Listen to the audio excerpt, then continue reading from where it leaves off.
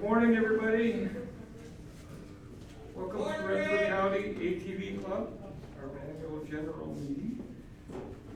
It's been a big cool day and a great to ride. So we'll take all the credit for arranging weather to be indoors. Okay. I want to start by welcoming everybody here today, and a special thanks to our municipal representatives and trail partners that are here. We have representatives from several municipalities, the county, and partner snowmobile clubs. So thank you all for attending. Okay, thanks to our members who have come out today to help us shape the next year for the club. For members, please ensure you have your voting cards and participate in votes. All attendees are welcome to participate in discussions, and questions are welcome, but where motions are under consideration, please keep the questions to the discussion period. Okay. We will have a short break midway through the AGM and another after the AGM, where you can connect with the board, executive, each other, as well as some rider information. Check out Swag Table and find out more about volunteering to help our club operate. Okay, so again, welcome everybody to our AGM.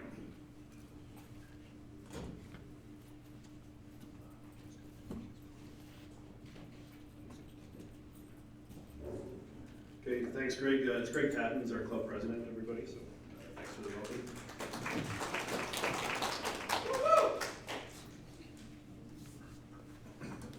So as Greg mentioned, there's going to be a little bit of voting go on here today. Some rules around voting eligibility. So all attendees can participate in the discussions and raise any questions that you may have, but only RCATV members in good standing can vote on the motions using your voting cards. So these are the fluorescent cards that everybody would have got when they signed in and confirmed that they were members.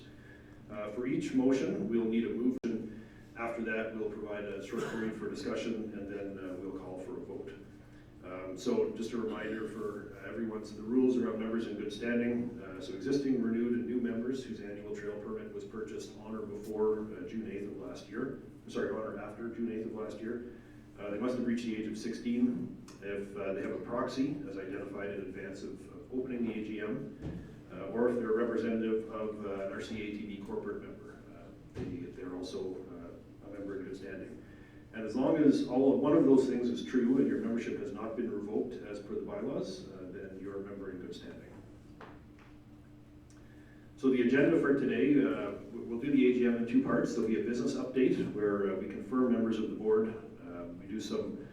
We made some changes to the board's, to the club's constitution and bylaws. So we'll do some voting on some amendments for those. There'll be a little bit of year in review, so highlights from last year. We'll look at our 2024 priorities and where those came from our rider survey results. There'll be a presentation on our finances from our position from last year and our budget going forward for this year. We'll do some volunteer appreciation and then talk about some events and corporate memberships. Following that, there'll be about a 10-minute break or so where we get into the second part and we'll talk about trails. So we'll have trail updates from the club. We'll have some updates from municipalities, from the county, and we'll also have an update from the Ontario Federation of ATV clubs at the provincial level. So to get things started, we have a little bit of administration to do. The first thing we need to do is do a roll call. So between Shania and Jolene, so you would have met them when you came in for registration. We just want to make sure we know the total number of members in attendance for our majority for quorum.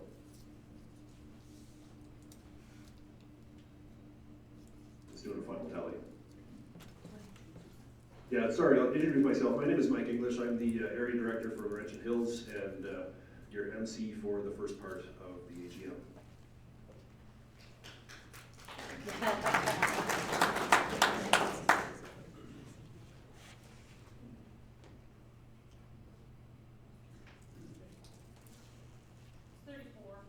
Thirty-four members? Okay, great.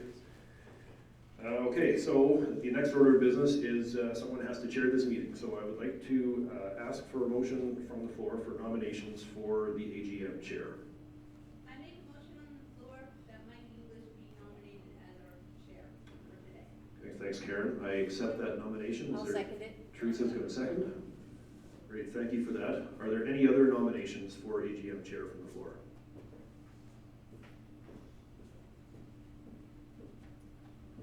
Okay, not seeing any hands. Looks like you guys are stuck with me then for the rest of the morning.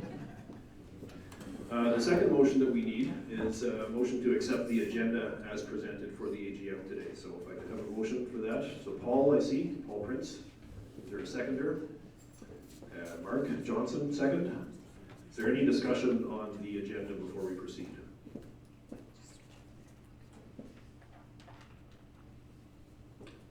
Not seeing any hands, so we'll call for a vote. All those in favor of the motion? Very good. Any against? One against. No. Any abstainers? Okay, very good. Motion is accepted. Can we just pause? Can we just pause? Sure. Shania, have you managed to catch up with who raised and seconded? Or do you need? And then Mark, I think the last name. Johnson. Johnson? Sorry, folks. Thanks, Teresa. Yeah. And then what was Karen's motion? To elect Mike English as the chairman. Yeah. Motion number 1 was Karen Mason and Teresa Head was seconded. Our summer staff through the Federal Youth Program, so thank you very much, Shania. Very good. Okay, on to some updates. So we have an executive and treasurer report to talk about, and we'll talk about investing in the trails as well. So first thing I'd like to do is to introduce your club executive. So Greg Tatton is our president, gave the opening address. Bobby Hackett in the back corner is our interim vice president.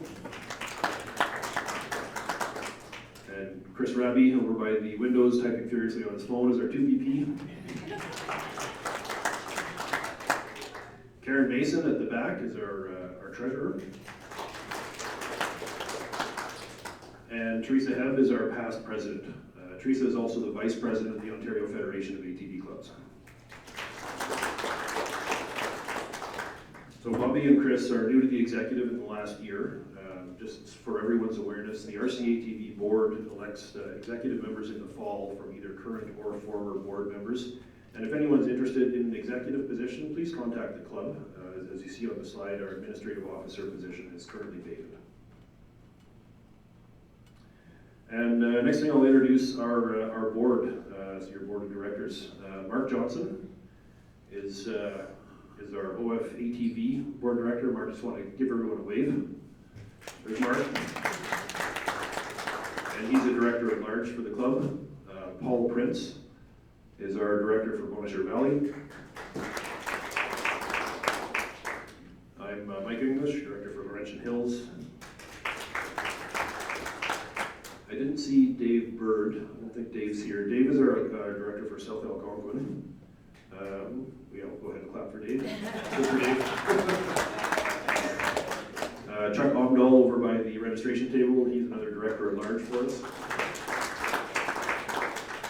And we have two newer directors. I don't think either of them are here today. JP Somerset is a new director in Whitewater. And very fresh to the board is Andrew Ritchie, is a new director from Renfrew. So you're going to hear lots of plug-in about volunteers today. If you notice on the sidebar, we have a number of vacancies for area directors. If anyone is interested in stepping up, please let us know. The vacancies are generally due to terms ending, so there's an opportunity for folks to join the board there. So mentioned, a few folks are stepping down. That was our current here, I thought. There she is at the back. So Lori is stepping down as director for Pembroke and Laurentian Valley after 4 years on the board.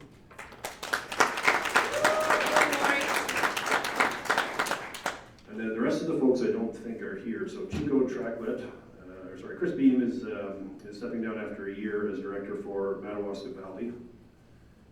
Stephen Hebb has been a director at large for 6 years and is finishing up his term. Chico Trackmet, who was the Petawawa director for the last 4 years, has come to the end of his term, and his alternate director, Dan Whitman, also at the end of his term after 4 years. So thanks very much to those folks.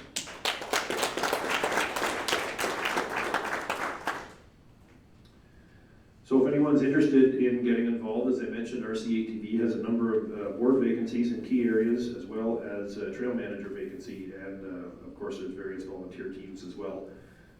If you are interested, please email us at info@renfrewcountyatv.ca if this is the year you want to get more involved to keep our trails and our club sustainable. So a few notes here about the roles of a director and an alternate director. So we maintain relationships with local businesses, municipal staff, and stakeholders in our areas that we're responsible for. We rely on a volunteer base, so we engage those volunteers and members in our area to review and address new and existing trail needs. Each director is also a member of the RCATV Trails Committee. We promote RCATV Trails and events in our areas, and individually we do all those things, but collectively we all contribute to the greater RCATV mandate for sustained trails. The time ask is usually in the order of 12 to 15 hours a month. It tends to be more concentrated during the riding season, but there is still some off-season work, mostly planning for the following year. So our next order of business is board confirmation. So the board is voted in 2 pieces, with no more than half the board either changing or being reconfirmed in each year. The idea behind this is to have continuity in our board, so that we don't have a whole brand new board being brought in at one time and everyone's fresh. New board members are brought in to the board as interim directors through a vote by the board, and we confirm them here at the AGM. So normally all the directors in the sidebar would be confirmed, but as I mentioned, we do have some vacancies. So we have 2 today. So Mark Johnson is finishing a term as director at large, and he's standing for a 2nd term. And as I mentioned, Andrew Ritchie is a brand new interim director who is looking to start his 1st term with the board. So if I could ask for a motion from the floor to confirm the even year board of directors for a 2-year period until 2026. See Laurie in the back for mover. Do I have a seconder? Jamie Mason. Should I just give me a thumbs up when you have those? Perfect. Okay, any discussion on the motion? Not seeing any. I will call for a vote then. All those in favor of the motion?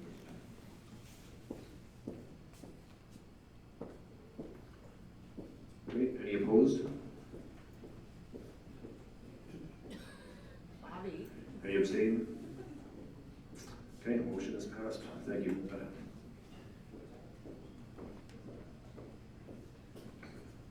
And we're going to do the same thing for the odd year director. So for the folks on the screen here, with their names in the bulleted list, we were voted in at last year's AGM for our terms, and we're all continuing on in our terms. Again, a few vacancies from the list on the left. So as I mentioned, Dave Bird from South Algonquin, who's not here. Paul Prince from Glacier Valley, for me for the 2nd year of my term. JP from Whitewater, and Chuck Omdahl, 2nd year of his term as director at large.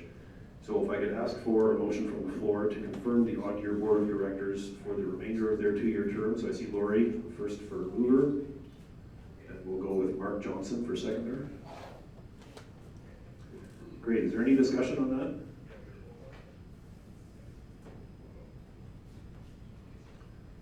No discussion, so we'll call for a vote. All those in favor?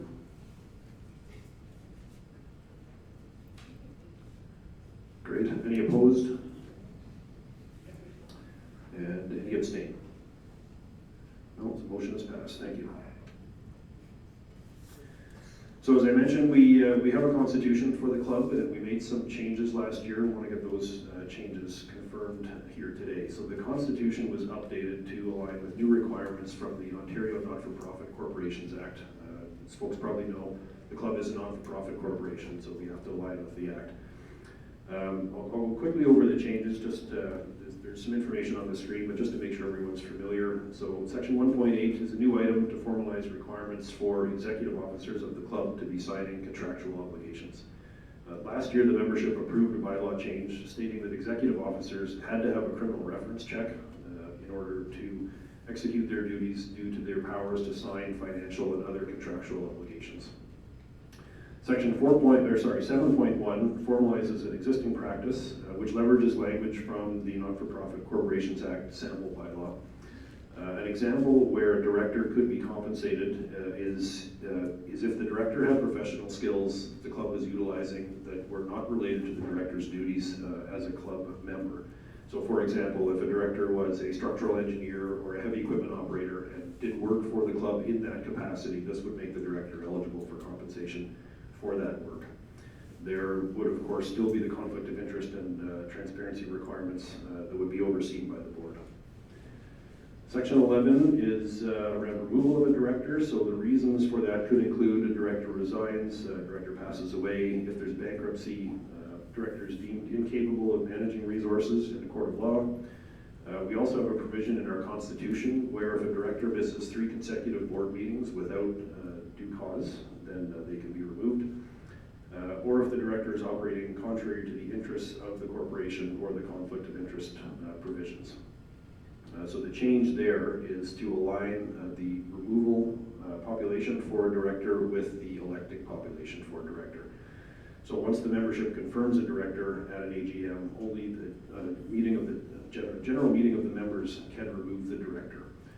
The board can remove an interim director until that director is confirmed. Then there's a few administrative changes as well. So the one for 3.6 for trail dates is really just knocking a day off the end of the season to make sure that we're aligned with our land use agreements and not conflicting with any dual use clubs where the snowmobile trails are using the trails in the wintertime. So instead of December 1st, ending the season at November 30th. Section 5.1 is to clarify the role of an interim director. So as I mentioned, an interim director is voted in by the board during the year to fill a vacancy. Directors are confirmed here at the AGM. We're not doing nominations from the floor anymore at the AGM unless the candidates have been pre-identified and reviewed and put forward to the membership prior to the AGM. Section 5.3 is around leaves of absence. We're all volunteers on the board and things come up in life which make it difficult sometimes to do our board duties. So the board wanted to make sure that we had an ability to retain a director, but also respect the need for if there was a short-term absence. So for example, we have a large number of military members. If a military member were to be deployed and needed to take a leave for that, we want to make sure that that's covered if there's health reasons, family reasons, whatever it might be. So 5.3 covers that part. And 10.4, a couple of items in there. We added the position of second vice president, and we amended the eligibility for officer positions. So that's president, vice president, and second vice president. Previously, it had been from current directors, so sitting board members only. And RCATV is a fairly mature club. We have 22 years of operation under our belts, so we recognize that there could be people that aren't on our board for whatever reason. That have board experience, and we want to make sure that we're making use of that experience, to be able to run the board. As well, make sure that we're not excluding our military population if they get deployed somewhere else or posted somewhere else and then come back and give them an opportunity as well. So this opens the pool up a little bit for the group of people who are able to support executive and leadership of the club. So with all that, I'd like to ask for another motion on the floor to accept the RCATV Constitution and bylaw amendments as presented and as recommended by your board of directors. So Lori's got her card up for mover. Go with Paul again for seconder. Any discussion on the motion? Sorry, Mark is seconder. Sorry guys.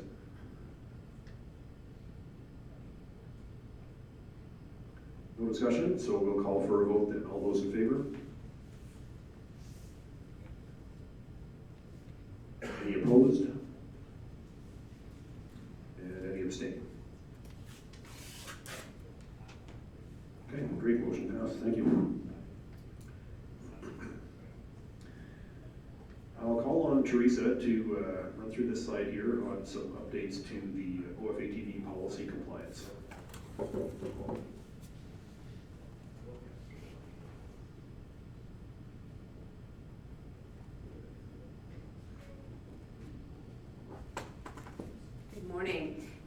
just briefly, we don't have it ready yet for the RCATV to vote on this year. However, at the OFATV AGM in May, there are 2 new areas to be a club in good standing of the Ontario Federation. And so that means by September, your board will have to look at 2 different policies. And these are policies not just for the Federation, but obviously policies that are to be compliant as a not-for-profit corporation and also as an organization that employs staff and personnel. So one of them being an anti-bullying policy and the second one being an alcohol and cannabis policy. So they're not ready for you to vote on here at the membership. The board will do the work over the summer, have it ready for the fall as an interim policy, and then they'll be able to present it back to you what that policy is at that point. So just wanted to raise it, but we're not going to be voting on it today. Thanks, Teresa. So we continue to grow as a club. This slide always, it's incredible for me to look at. So 10 years ago, the club had 20 members. In 2 years, the club tripled in size. In the next 2 years, it more than tripled again. And then tripled again in the following 2 years, to the point where we have over 2,100 active annual members, which includes 74 day permits purchased this year. So we're 1 month into the riding season, and we've already sold 74 day permits, so that's great. We are the largest club in the Federation in terms of trail kilometers, and we're one of the largest in terms of membership. So thank you for supporting RCATV and supporting our volunteers and trails. That's awesome. I'm super proud. Teresa was here when we had 20 members, so it's been 100 times growth in every 10 years. So a bit about all those members. We have that many members, we need to find out what's important to them. So last year we engaged in a rider demographic survey. Our last survey was done in 2018, and we had to update information to make sure that we understood our riders and what was important. So why are these important? When the club first started advocating for riders, we were faced with significant bias and painted with a fairly large brush that everyone who rode ATVs, because there was no side-by-sides back then, so everyone riding ATVs was 20, they were male, didn't care about the environment or rules or etiquette, largely rural, predominantly undereducated, unlawful, and uncaring. So that was the perception out there for us.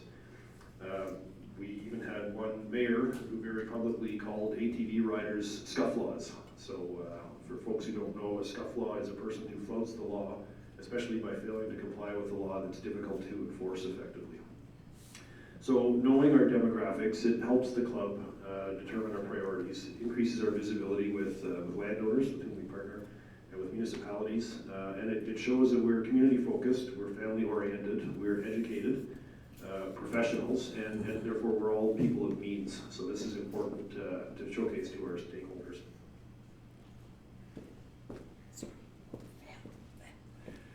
So what do we find out as far as our demographics go? So we have a great age variety of members in the club. Over on the left-hand side, there's some information around what the age brackets are, and the one to really note is the 26 to 35 and 36 to 45. So we've got strong numbers in there, and that really speaks to the sustainability of the club. We have a younger generation coming in. The riding population is increasing, and we're not all concentrated in the 46 and over age bracket. That really reflects the health of the club. No great surprise in terms of primary residence in the upper middle part. Most of us are rural and small town, which really reflects the nature of the county. There are a few that identifies living in city center as well. But there's an opportunity for some of us to integrate our kids into this. So there's only about 20% of households that currently have a youth rider in the family. So that has potential to be the next generation of the club. So anyone with younger kids or folks with grandkids, it's a great opportunity to get those people engaged and involved in the sport. The income group is there that fights the stigma that I talked about before. And we do have some other data that aren't shown here, but it really demonstrates that our riders are mostly professional. So we're employed by the government, we're business owners, we're tradespeople, or we did all those things and are now retired. So that's important for municipalities to understand in terms of buying power as we're out on the trails.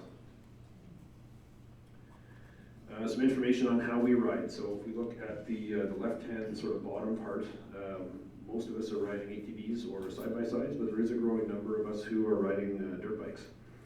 Again, in the upper middle, almost 20% of riders are new in the last 3 years. So folks will remember when COVID started, no one could go anywhere, and you couldn't get an ATV or a side-by-side or a camping trailer or a boat or a snowmobile for a lot of money. Everybody just bought them up and started using them. So that 20% of our riders, I think, is really reflective of that population. It's been a great injection of people into the club and into the sport. Underneath that is, more information on the type of ORV. So single and double rider ATVs comprise the lion's share of the off-road vehicles, and two-seat side-by-sides are the next one, which really informs the graph to the left. So it's an addition of the data there, but there are surprising numbers of 4 and even 6 passenger side-by-sides as part of the club. The make of the ORV is tracked by the OFATV when you buy your permit. I'm not going to get into which bike is better. You can all draw your own conclusions. There's no trophy for the best bike, but if anybody really wants to arm wrestle for it, we'll find a table at the break, and you guys could throw keys on the table or whatever it is. And so what are riders looking for their experience? So on the upper left is the how often riders ride. And there's a great number of people who ride weekly. So I'm super jealous. I don't get out weekly. I'd love to know how you all do it, but it's something to aim for. What this does, this helps us with our trail priorities. So if riders are out riding weekly, chances are they're not going the same places week to week and doing the same thing. So we're trying to find a variety of things we can do. A little better focus here, thanks. Find a variety of things that folks can do. So we're looking at connecting trails and making loops so that people have, instead of having an out and back destination, they can go and do a circle, and the next week they can do the circle in reverse or whatever it might be. We're making sure that there's diversity in the trail ratings. So we don't want everything to be back roads necessarily. Folks want to see different things when they're out. We're looking for different experiences and different locations to go to, which helps us to show the use of the trail system and helps us to fight to keep the trails. The trail experience, which is the central graph there, that again helps us with our priorities. So folks are looking for a destination. So scenic lookouts is almost 80% of what people are after when they go out on the trail. And when people are out, they want access to services. So they want to be able to buy gas, and they want to be able to have something to eat and stop and spend money at local businesses. Some folks are also looking for parking and staging areas, so that tells us that people are moving around as they go about the trails. So my area right now, Laurentian Hills, we're not really connected to the rest of the system. So anyone who's not from Laurentian Hills has to trailer up there, and I've got a trailer somewhere else whenever we do club rides and that sort of thing. But people are doing that, so it's good to have that information. And then finally, there's a large proportion of our riders that want challenging and difficult terrain. So that helps us prioritize our maintenance. So we're brushing lookouts. We're making sure that points of interest are updated on Quad On so people have destinations they can go to. We're doing a lot of maintenance on some trails to make them smooth rides, and we're doing not very much maintenance on other trails to keep that orange and that black rating for the people who really want the challenging ride. In terms of trail tech, so Quad On, that green line at the top keeps getting bigger every year. The take-up with Quad On has been really good, which is important for us to know because as a club, we have access to some behind-the-scenes stuff in Quad On, and we can put photos of lookouts, for example, so that if people want to see, a lookout somewhere, there could be a photo in there, and you can pop that up right on your app and see what you're driving to know what you're getting into. So that helps us in terms of adding value and making sure that our riders are getting more value at Quad On. The other thing we did last year is we did a strategic review from the board. So the board did a survey, and the graphs, the lines there show, based on ranking basically of what we thought we did well in the different categories, and that populates the buckets that are shown underneath. So where we think we succeeded is in well-run events. We ran some good events last year, and we had good turnout, and the feedback from riders was that they enjoyed it. We managed our budget, which is important as a board. We have to make sure we're living within our means. And we got more trail access. So this is a combination of maybe additional trails that were cleared and opened or maintained, but it also has to do with bylaws in municipalities as well. So we're getting access to the trail system for our riders through municipal partnerships. few things that we're still progressing. So board and staff stability, we made some good headway last year, but as you saw, we have a number of vacancies, so that's something we'll have to keep working on. We do have some trail projects and some rider engagement that we made good progress on last year. So we've had more opportunities to engage with riders, and that's been great. And we've done some good work on some of the trails. And we've also made progress on our partnerships with our businesses and municipalities. So those are all things that are going well. Where we need to focus our efforts this year is going to be in recruiting volunteers, so you're going to hear lots about that today, as well as leveraging the paid staff that we have. So Shania is a great example of this. Shania is a summer student that's working with us, so we're going to make sure that Shania is busy and she's enjoying herself and providing value to the club as well. So that's another spot where we're making sure we're focusing our effort. And all of those together give us our strategic priorities and our strategic focus for this year. So again, 3 buckets, one under resources. So we want to grow our volunteer program to make sure that we're managing the resources that we have. Want to strengthen our corporate member program to make sure that we have support from our corporate members and they're seeing value in buying a corporate membership from us. And there's a number of grants that are available to us. We want to make sure that we're doing our best to apply for those and get funding from those where we can, as well as fundraisers like rides and swag sales here today, that sort of thing, to make sure that there's money coming into the club that we can put back into the trail system. So with those resources, we have a plan to manage our assets. So we want to build a maintenance plan and schedule for our trails to make sure the trails are getting the attention that they need. And as we get equipment, it's getting the attention that it needs and on a somewhat of a regular basis. We have some trail systems we need to reinforce. So I mentioned the Champlain system in Laurentian Hills. There's going to be a focus on that this year to really get that signed and get it more prominent in advance of the OVRT opening up. And there's some additional work going on with some of the former rail lands that have been converted into trails, so the CN and the other rail trails that are in the area. And finalize signage. So we work with, among other groups, the Ontario Federation of Snowmobile Clubs for our signage, and we want to make sure that as changes get made, that we're updating our signs on our trails and making sure we're aligning with what other trail users are doing as well. And all that needs partnerships. So we want to enhance our municipal partnerships, work with municipalities, demonstrate that we're a respectful group when municipalities enact bylaws that let us ride on the roads or use municipally owned land. We want to make sure that we're showing that we're respectful and we're appreciative of that. We want to make sure, again, that our corporate members are seeing the value in their memberships and that they're being identified as points of interest on Quad-On, so that folks can ride to places that service side-by-sides, for example, or gas stations, or do multi-day trips and know where lodging is that's close to the trail, that sort of thing. So we're making sure that that's happening as well. And we always want to engage with new riders in the riding community in general. So forums like this are great. Club rides are great for opportunities like that. So that's another area where we're focusing this year. So with all of that, we need a couple of motions from the floor, which I'll call for. Motion 6 is around a web-based map. So for folks that aren't familiar, on the RCATV website, there is a web-based map that's there. This is a screenshot of the map. Anybody that uses Quad-On will know that the information up here is a subset of what's available on Quad-On. So we're looking at discontinuing the use of our map on our website. It costs money to host. The information is available elsewhere, and we're relying on volunteers to make sure that the map is updated as well. So there's an opportunity there for us to drive some efficiency in how we operate as a club and really just rely on Quad-On from there. So if I could have a motion from the floor to cease updates on the RCATV website map and focus on Quad-On. You, sir, with your hand, your name? I'm Evan Crossstreet. I'm the guy maintaining that. Evan, I was going to thank you. That's great. So Evan Crossstreet for a raise, and do I have a seconder? Sir? James Carmody. James Carmody. Okay, great. Any discussion on motion 6? Sir?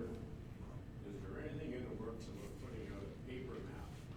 You're focusing on Quad-On. Guys like me don't even have a phone and I have a foot. You can tell me how I can get Quad-On on that, I'd be more than happy. But Yep. if it's owned by experts that is not visible, you can't do it. Yeah. Is there anything in the works that maybe a paper map might come up? Yeah, so great question about paper maps. I think we go back and forth on paper maps. We do plan to print some. There are some that, I think we still have some that are available from the previous version. I think we did in 2018, but I believe there are more plans to make some available where folks have asked for them. Mark? Like, you can go on the computer website, Quadron website, print off. You can do your route, print it off on your printer, and then put it in your ATV for the day. I don't know how to. Yeah.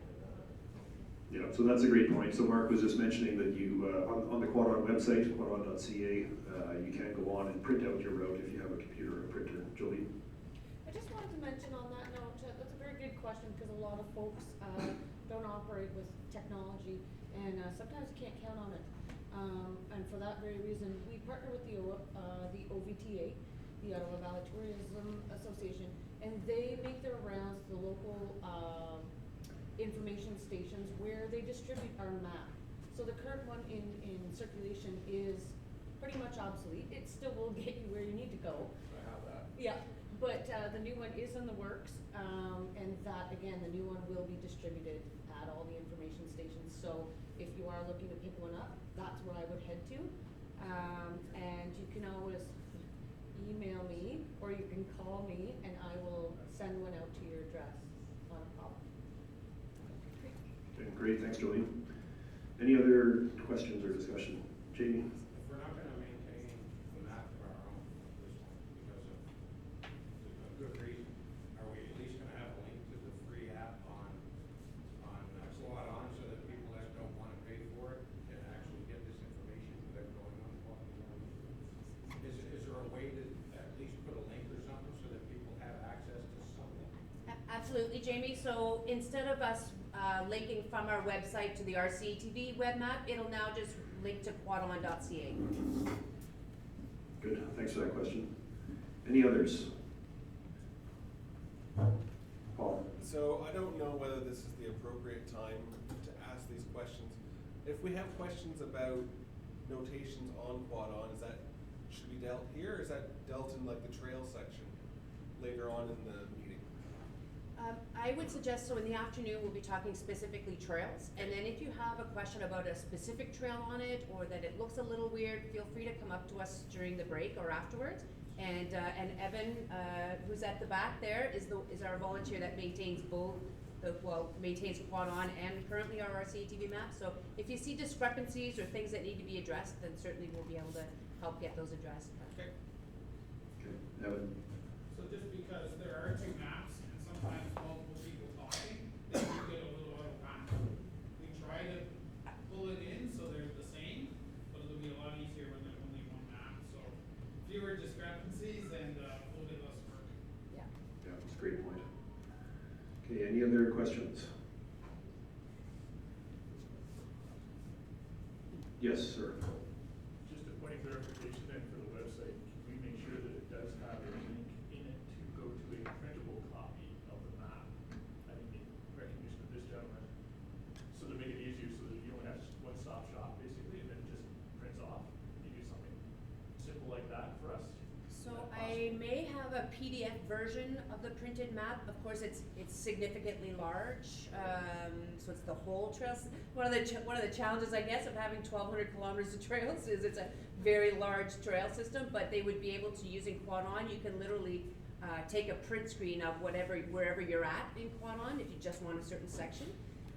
But we'll see what we can do about providing those. The other thing is that on our website, if you go to trails, we have a page for every trail system. So if you want to go to look at the Opeongo trail system, it will have a video about it, it'll have a map with suggested routes, it'll have all the corporate members, it'll have what's good about that trail system. So we also on our website have a page for every of our 7 trail systems with more specifics and a closer version map of just that trail system with a recommended route. Good, it's a great discussion. Not seeing any other hands, so we'll call for a vote. All those in favor of motion 6? Okay, are there any opposed? Any abstain? That looks like passed to me. Thanks, folks. Then one more motion. Motion 7 is to accept the 2024 executive update, including the RCATV priorities. If I could ask for a raiser from that, please. Paul joins for mover. And a seconder. Sir, your name in the striped shirt? Robert White. Robert White for seconder. Is there any discussion on that motion, accepting the update?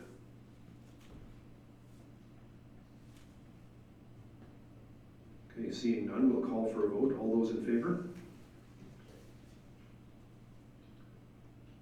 Are there any opposed? And any abstain? Okay, great, motion passed, thank you. And thanks to Evan as well. Evan and I have emailed a ton, but I haven't had the pleasure of meeting him yet. So Evan, whenever you guys are out on the trails and you report a trail hazard or an area that's closed, that comes back to us, and Evan's the guy that we get in contact with to make sure that the quad on gets updated. So lots of work behind the scenes. Thanks to Evan for that.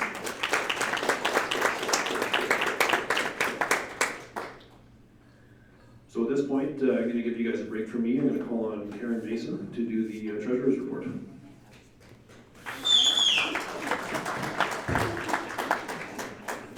Thank you, Mike. Hi, my name's Karen Mason. I'm the treasurer for your club. Hi, Karen. Thank you, Bobby. Thanks, Mike, for all your hard work up here. It's nice. Just let me get in my groove and I'll be fine. I promise. So a little bit about our treasurer's report. I go back a couple of years just so you can see where we are and how we grow and what I'm suggesting for this fiscal year. So I'm not gonna play dumb here. You can all read the numbers. So from 2022, we had a good revenue of $207. We increased that in 2023, and hopefully we're going to increase that again in 2024. Our revenue comes from our membership. It comes from our events. It comes from our corporate sponsors, which is a big piece that we're working on this year. So we are hoping for a little bit of an increase. We try not to go too big because, I don't want to blow it out of the water. I just want to reach our goal. So that's our revenue. Our expenses for 2022, again, 195 in 2022. We did a lot of work. 2023 was a slow year for us. We didn't get everything we wanted to accomplish, we didn't accomplish. We had some difficulty with our summer staff last year, with our summer staff and volunteers. We worked as hard as we could to get some of the trails moving and grooving, but you can see our expenses were down 158. So this year we're going to go again. We got some really successful summer students this year, which help us as a club. We're all volunteers. We have 3 summer students and 1 full-time staff with Jolene. She keeps us on track for all of our admin. And then our summer students are out there like Shania and Tyler. You'll see them out on the trail. And then we have Lisa Brayton. She's our communicator. She's out of the Peterborough, Toronto area. She does everything online for us. So we're going to go with our expenses, and hopefully we'll see how we make out this year. Our net income from 2022 was $11,000. Our net income from 2023, again, because our expenses were so low, was $52,000. And this year we're going for a smaller one, but we'll see how we make out. I definitely am not going into a loss, because I don't like losses on my income statement. So I'm hoping for a little bit of an income of $8,477. A little bit about 2023, about this slide anyways. So our trail investment, as you can read, the trail investment in 2022 was almost $160,000. Last year, again, we were low, but not too bad. We invested $131,000 into our trails. Keeping that in mind, it does include our staff. It includes trails, rails, everything that we work on out there. And this year we're going for 200. So I think we'll achieve it because we've got a great committee, a great staff, and lots of great workers, which is really nice. And if you'd like to volunteer, we'd love to have you come up and give us a hand. We made a constitution change, yes, I believe it was, in 2023, that anything that we made over and above in our income, that we would move it to our savings account, just so that we could start to work towards a bigger project, a bigger piece of equipment, something like that. So we're starting now to move our revenue, a piece of it, into our fundraising account or our savings account. And you can see that we did that in 2023. We made a net income of $52,166, and we moved 10% into our savings account. And we'll continue to do that. So that was just a new initiative for us, but it just helps us with that. Can you go to the next? Thank you. Some of our highlights from 2023. We did have a slight increase in our trail passes. We grew 8%. Our board, we go for grants as much as we can. We go for summer student grants. We go for trail grants. We try to get as much money as we can. Go after OFATV, which is our federation. They provide us with grants so that we can get our trails cleaned, and it's part of the leveling fund. Non-trail again, our students.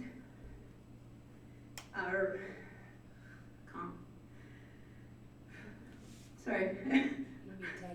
Yeah.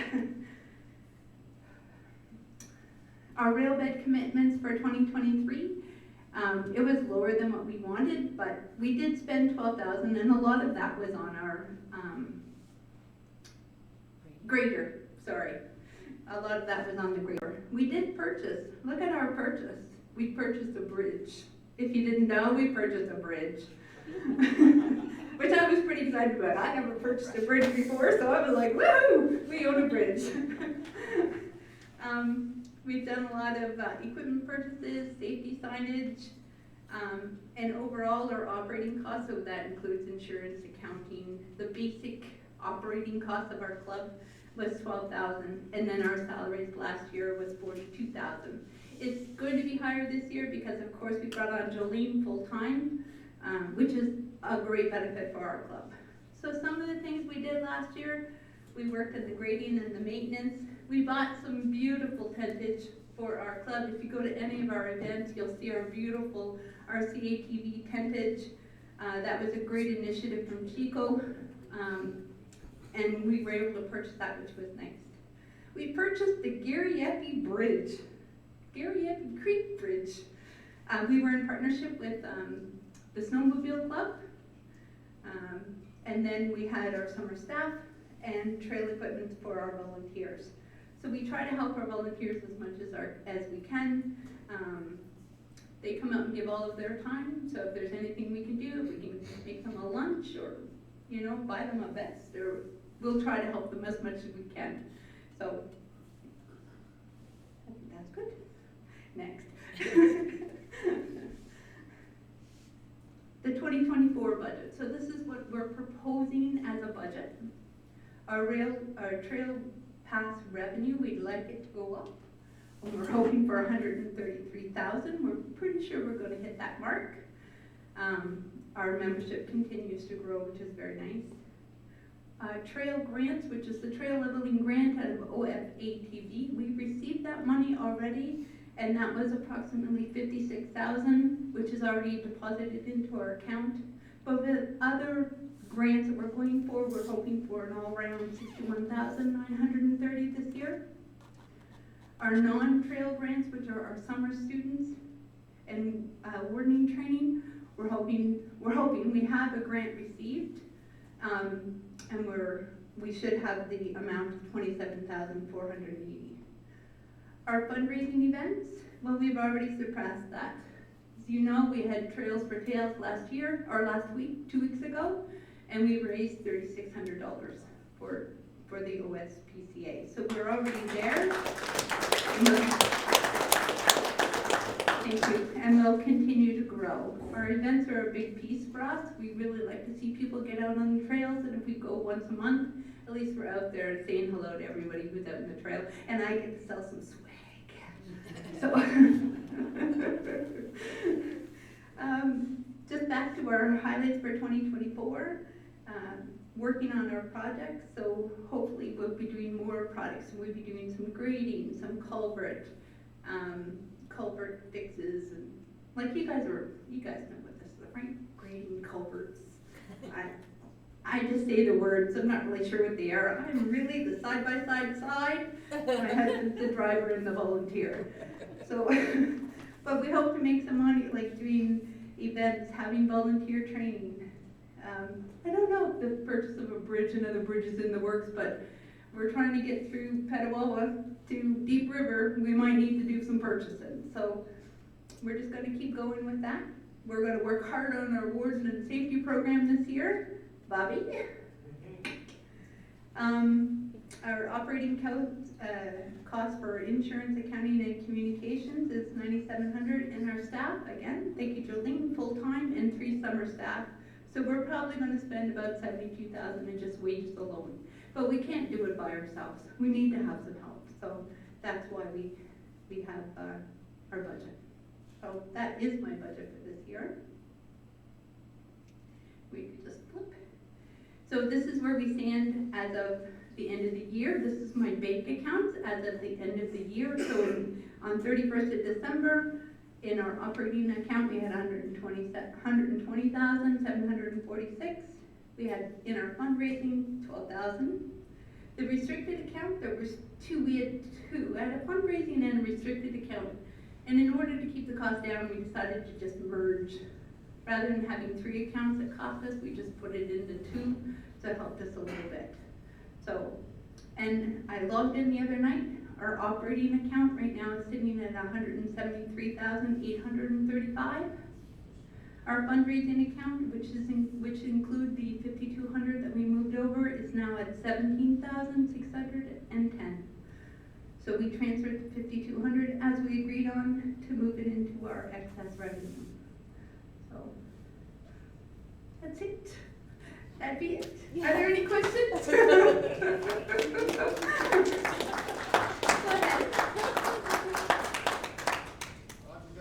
So if you answer my question, I won't be able to understand you.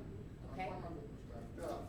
But I was curious about the budget for 2024. Is it possible to add accessibility, like having open captions for the general meeting, so that some of us, like me, I'm probably deaf, and maybe some people here are hard of hearing, that can have full access to understand the presentation. I appreciate the PowerPoint and all that. We have open captions, we have full accessibility to participate in the meeting. Good. I like that. We can do that for sure. And I think Teresa's just going to help you with that as well.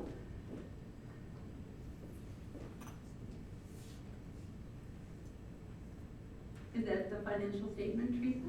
Yeah. Yes. Thank you. Okay. Are there any other questions? Comments? You know where we're going. So, James? Just one question about the 2023 line 5460 capital purchase in the rail bed section. It was $102,000 capital purchase. Was that the bridge you were talking about? It is, and we partnered with the Federation, the Snowmobile Federation with that. Okay. The other purchase was the brusher. Yes. So did. we haven't That's right. we haven't mentioned much about the brusher, but there was we partnered with the Ontario Federation as part of their annual grant and purchased a mechanical brusher. And Chris or maybe Chuck could give you a bit of a rundown on what that brusher is. But this year we have a lease with through Huckabones, a partnership with Huckabones, and they've provided us a tractor, and then we own a brusher that goes on that. So maybe Chuck, you could let people know what that is. Sure. Come on up. Hi everybody, I'm Chuck. I'm one of the guys that does the trail maintenance with the mechanical brusher and the tractor, and it's not a fun job. But anyways, you're sitting in a nice cool tractor, it's fully air conditioning, while the people in behind you, in front of you are doing the work. Unless you see my pictures that I got posted up, then you don't want to do my job. Mechanical brusher is like a brush hog that goes on the front of a tractor. But it only has one arm there, so it swings like this sideways, or straight out, or comes straight back. Use the tractor arm itself to bring yourself up and down. And if you take a look at the brusher when it cuts, it has a rotating blade on the front of it, which is about 3.5 feet long, and it spins about around 54,000 RPM. So if you get caught in there, you just shred it. It's gone. But it will cut us up to a 6-inch lug without a problem. I've tried it already. Don't want to take a bigger tree down because it just kills the brusher unless you really gnaw at it. But this thing does the work perfectly. Other thing is, if you ever seen the movies in Vietnam Wars and that stuff, where you have a stick like this and slices it sideways like this. So we have to watch what we're doing. We can't slice anything lower than 3 feet off the ground. Because if we go lower, it actually makes punchy pulls all the way along. And if you take your bike off the side of the road itself, and you puncture one of your tires, it'll just slice right through your tires without a problem. So we really have to watch what we're doing on the trails and take it slow to do what we're doing. So if you do go along the trails right now, so I just finished doing the 25 going up to the big hill. From Sand Lake to that hill is only 10.5 kilometers. I spent 7.5 hours on the trail, going there and coming back. I'm only doing 3 kilometers an hour on the trail, but it does a fantastic job. So I'm slicing the trails at about 4 feet high, all the way down. I can't slice any lower. But any higher canopies, like say a leaning tree that comes over top and has all the branches, we're actually taking those off. And poor Shania and her helper there the other day were struggling behind me, trying to keep up. So the mechanical brushing does a great job. You will see it on the trail. It's going down to the Whitewater region next.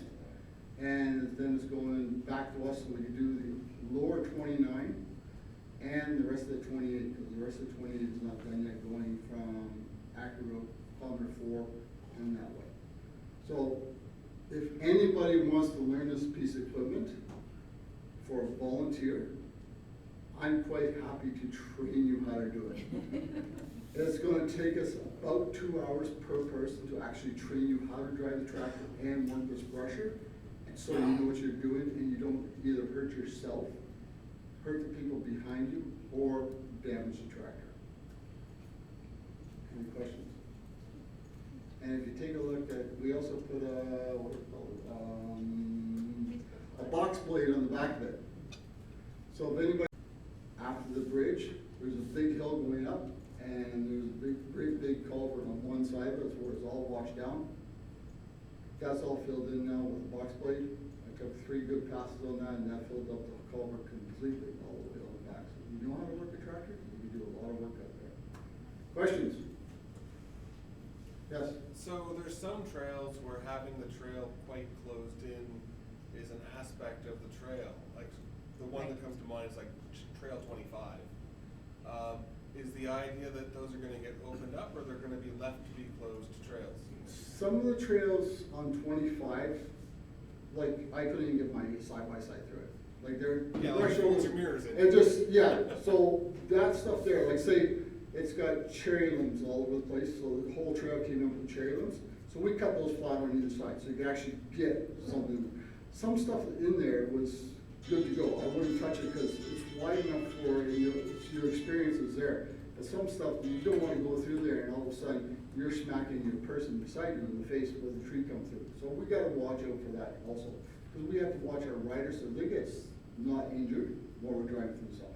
Some of the trees that are out there, I think the 3rd beaver dam going in there was a big birch tree on the side that finally started to come down. So the limbs on that thing were probably about 8 inches round on a about a 70-foot tree. That whole tree, I tried to cut the limbs up, the whole tree came down in front of me.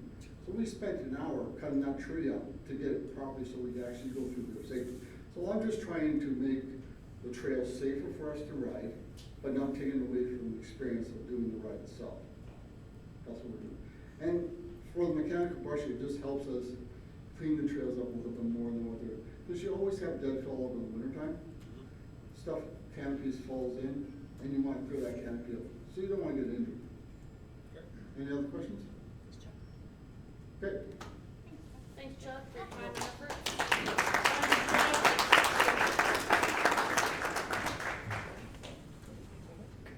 Okay, thank you to both Karen and Chuck for their presentations.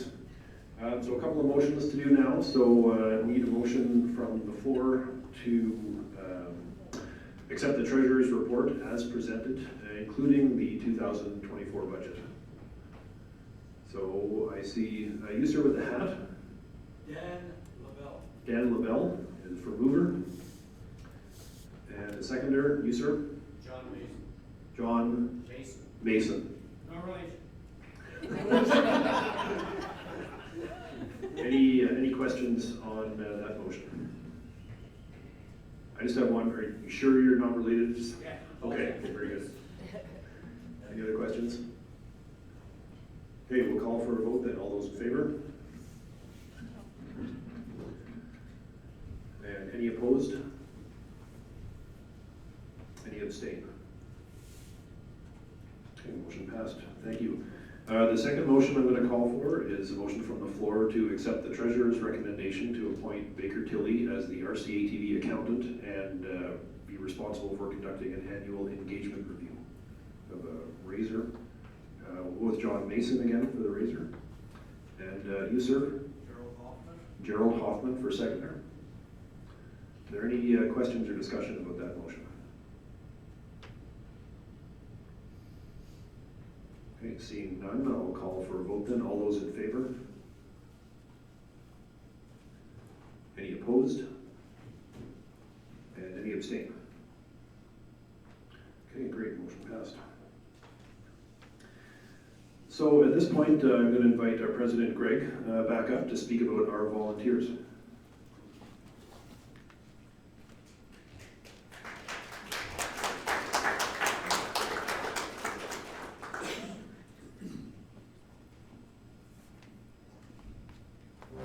Okay, so this is kind of one of my favorite times, is talking a little bit about volunteers.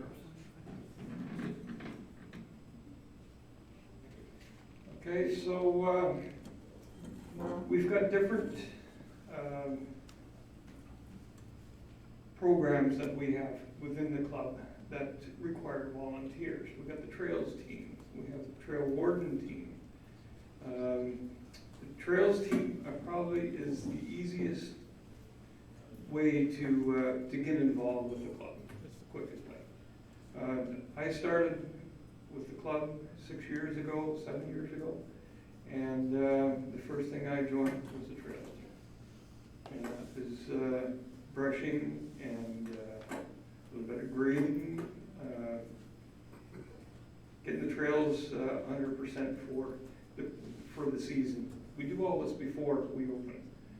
Okay, we get on the trails a month early, get all the trails brushed and widened out, holes filled in, culverts filled in, and we make them 100%. Trail wardens is the next thing, and the Trail Warden Program is looking after our trails. We're trail stewards, okay? We're a bundle of information. We know the conditions of the trails. You can stop us anytime, ask questions, directions.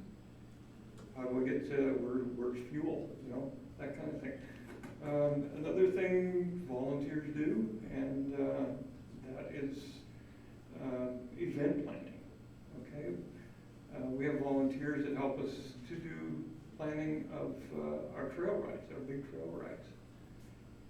So there's lots of different little ways that we can get involved. Okay, so with that, I'm going to move on down to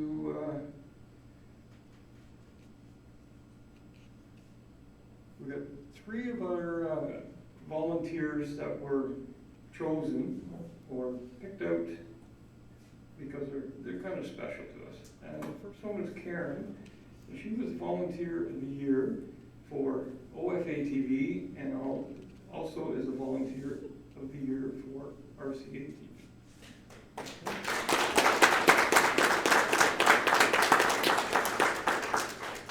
And the reasons are pretty evident.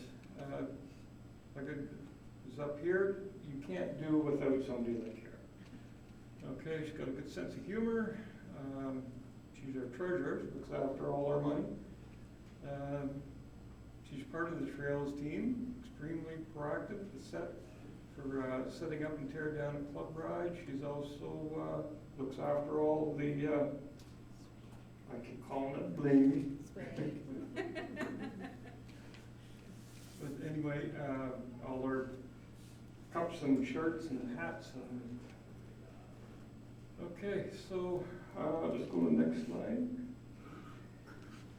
These are two of our trail wardens. We've got Brandon Burchat and Yvette Levesque. I don't think you can get two better trail wardens than these two. Brandon is also looking to be a chief trail warden, taking over for Bobby. Yvette, whenever I needed a trail warden, because I trail warden myself in Renfrew, well, I don't really do it myself because you can't, so I have to depend on other trail wardens to come and help. Yvette would drive all the way in her side-by-side from Pembroke to come down for a couple hours of trail wardening and go back. And the same with Brandon, he comes from Whitewater. Two of our best, okay? And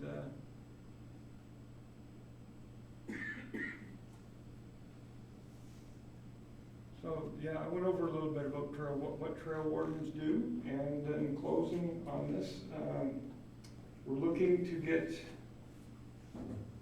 people like yourselves to come out and volunteer with the club. 99% of our club is volunteers.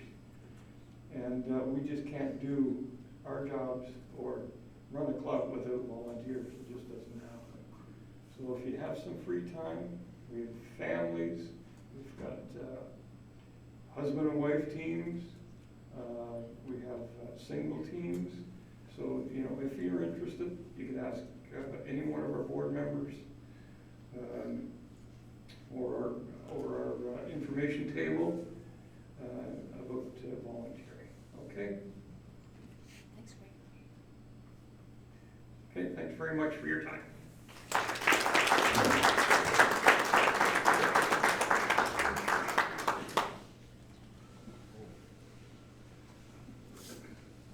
Yeah, thanks Greg for that. So just so everyone knows, the volunteer, the folks who are awarded the volunteer award to get their trail permits for the next season purchased by the club to thank them. So that's great for them.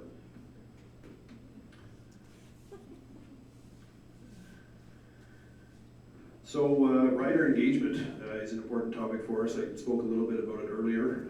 The club has a lot of reach, right? So we have 4,200 riders. They're getting our monthly updates. We have newsletters. We have a Facebook page. We post on X, which was Twitter. We have an Instagram page. If you're not getting information from us and you want information from us, follow us on Facebook or Twitter or X and sign up for our newsletters if you're not getting them. There's also lots of information on our website as well, so www.renfrewcountyatv.ca. There's information on there, and there's also ways for you to view hazards on the trail system and report hazards that you come across, learn more about the systems, find out how to volunteer, information on there for new riders, news and events listing, and then there's also a trail rating system and some information about rider safety. So when you're looking at your quad on map and you see the different colors, we've got some good information on our website about what those colors mean for the trails.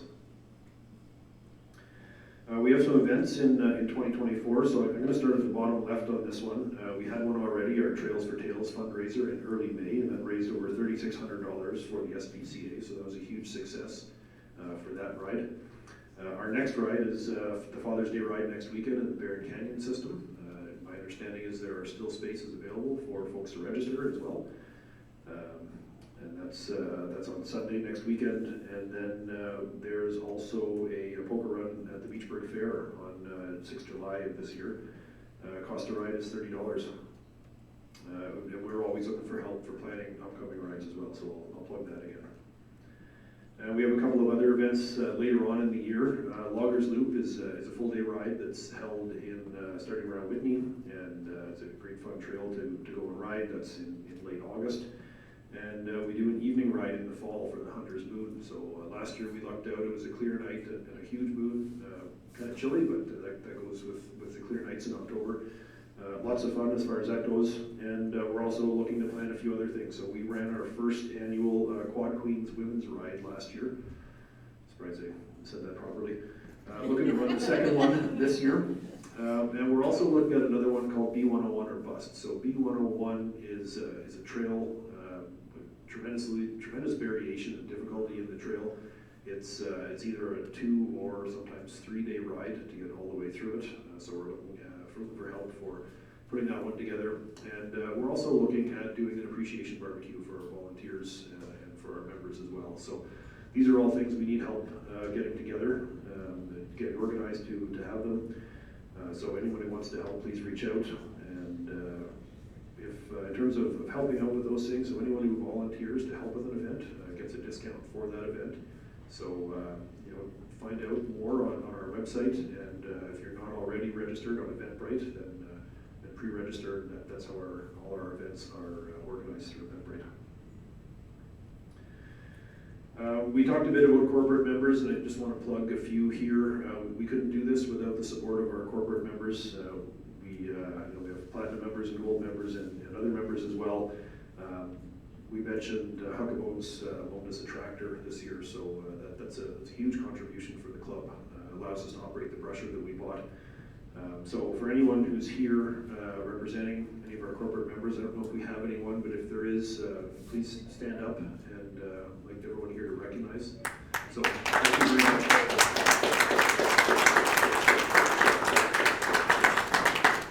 And for all the members that are shown on this page, if you're into any of their businesses, please show your appreciation for them, for their support for both the club and for the trails and everything they do for us. So that is the business of the AGM. After we're closed out, Joanne, we'll have a short break. Yep. Take a short break, as we mentioned, and then we'll get some updates from our local municipalities and from the county, and an update from the Ontario Federation as well. So if I could ask for a motion from the floor to close the business of the annual general meeting. So we'll go with Paul for mover, and you, sir, you have a name for the gentleman in the second row? This one? Check your microphone on. Yeah, the The battery died. Oh, okay. What was the first name, sorry? Paul joins. And you, sir, for the second, or your name, sir? Want to know your name? Mark Knappen? Yeah. Mark or Chris? Oh, thank you. Okay. Thank you. Any discussion on the motion before we close? Everyone's anxious for a break, so all those in favor? Any opposed? Any abstain? Okay, that's great. So thank you very much for that. We'll take a 10-minute break, grab a coffee, grab a snack, talk amongst yourselves, talk with us, and we'll see you in a few minutes.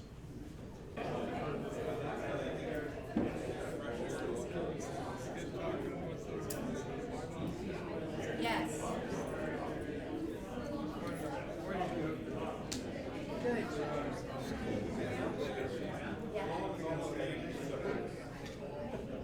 Hey everyone, we'll get started in the second part of our meeting here. So AGM is finished, and we'll talk about some trails from here. Good. Good. Great. So I'd like to start off, I'd like to ask Bobby Hackett to come up and talk about our Warden Program.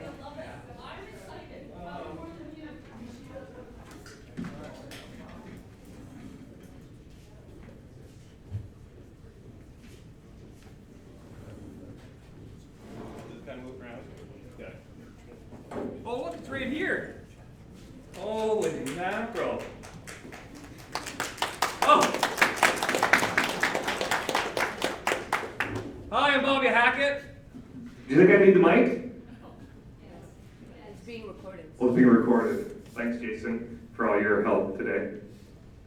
Feel professional. Feel all nice. I'm Bobby Hackett. I'm the VP of the club. Hi, Bobby. And I'm also acting chief trail warden. Pretty cool job. I'm going to talk about the trail warden program. Okay, it's we're pretty proud of it. We revamped it 3 years ago, I think. Yeah, maybe 4 years ago. We revamped it because, like, yeah, we're called trail wardens, but we like to more say that we're like trail ambassadors. You mean, that's kind of like what Greg was saying. I mean, like, we're out there making sure trails are safe, answer any questions, you know. We're just, again, what Greg said, we're a complete bundle of knowledge. Actually, I have my cell phone here to make some notes so I don't forget anything. I lost it. Thanks, Bobby. Thanks, Bobby. Hi, Bobby. Thanks very much for your time. Okay. So, what is a trail warden? And again, you mean we're out there, we're answering questions, right? We're informing people about like why it's a good idea to buy a trail pass, where you actually need a trail pass. We kind of touch a little bit on where the trail money goes to, like it helps pay for, the biggest thing is it helps pay for trail maintenance, right? I mean, because we all know that the trails take a beating, you know, from use, right? I'm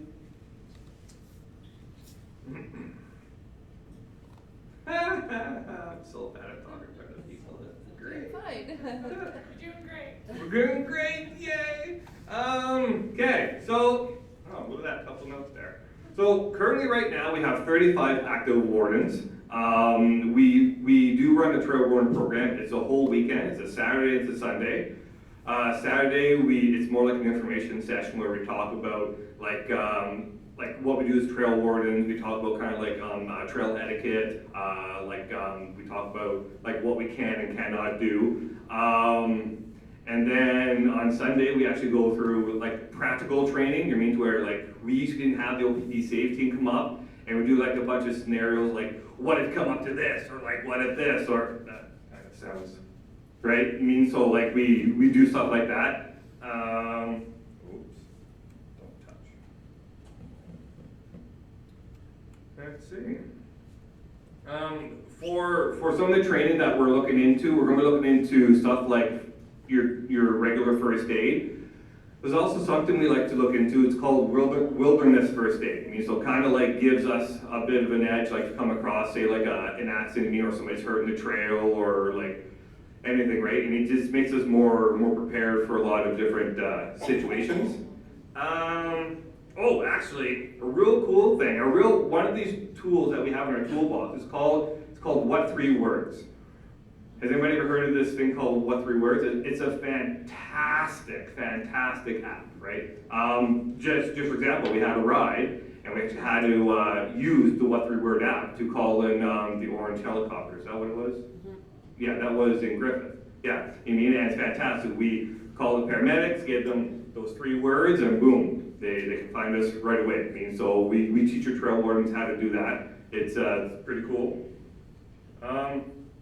We work really closely with the OPP safe team. So when they come up and do some trail patrols, we go out with them just to assist them. Because sometimes like there's different rules for parts of the trail. I mean, like Lanark County has different rules of the OVRT than what like we say what we have here, right? I mean, like, so we're kind of like liaison with the OPP if they have questions and we answer it.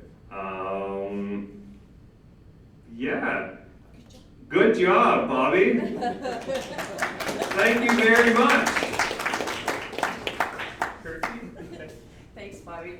I just saw a few people were wondering, what the What 3 Words was, so I thought I would just give you a quick what that is. So What 3 Words is actually an international initiative that has grown significantly since in the last 4 years. We started implementing it about 4 years ago.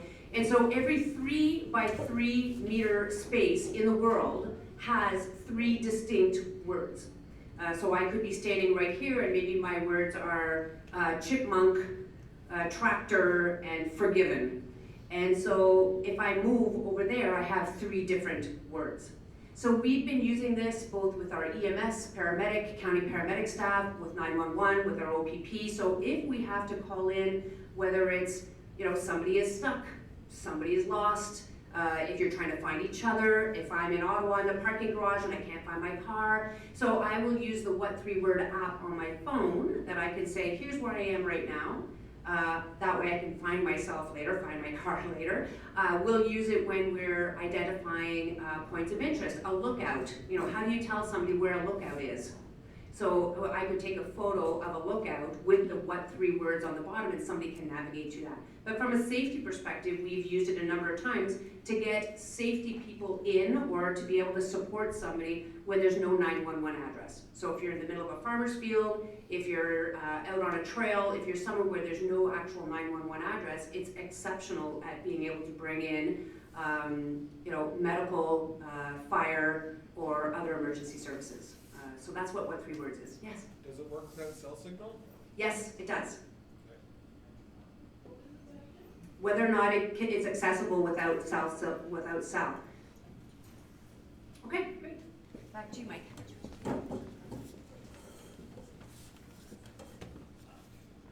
Okay, thanks both Teresa and Bobby for that information. So we're talking about trails. So what are our efforts for this year? Spoke earlier about priorities, so we're brushing some lookouts on the Loggers Loop system and on the Pacatina system. Adding points of interest to quad on, so areas to go camping and those lookouts that we're clearing paths to.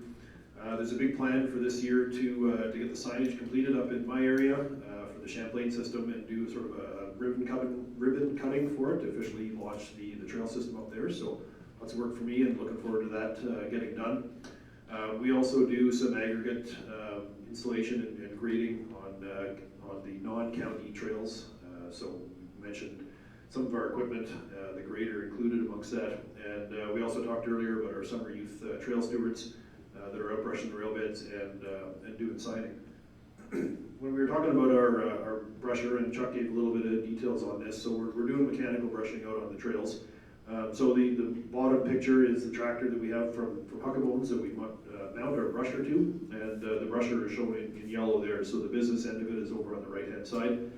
This is what's being used to make sure that the trails are passable and accessible, and this is what the guys have been out working on for the last couple of weeks.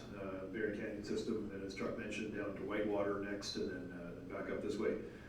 So again, a plug for some help. We're always looking for heavy equipment operators, general trail labor, folks to help us put in signs, some engineers, if there's anyone with an engineering background that wants to do some assessments for different areas, we'll identify what those are.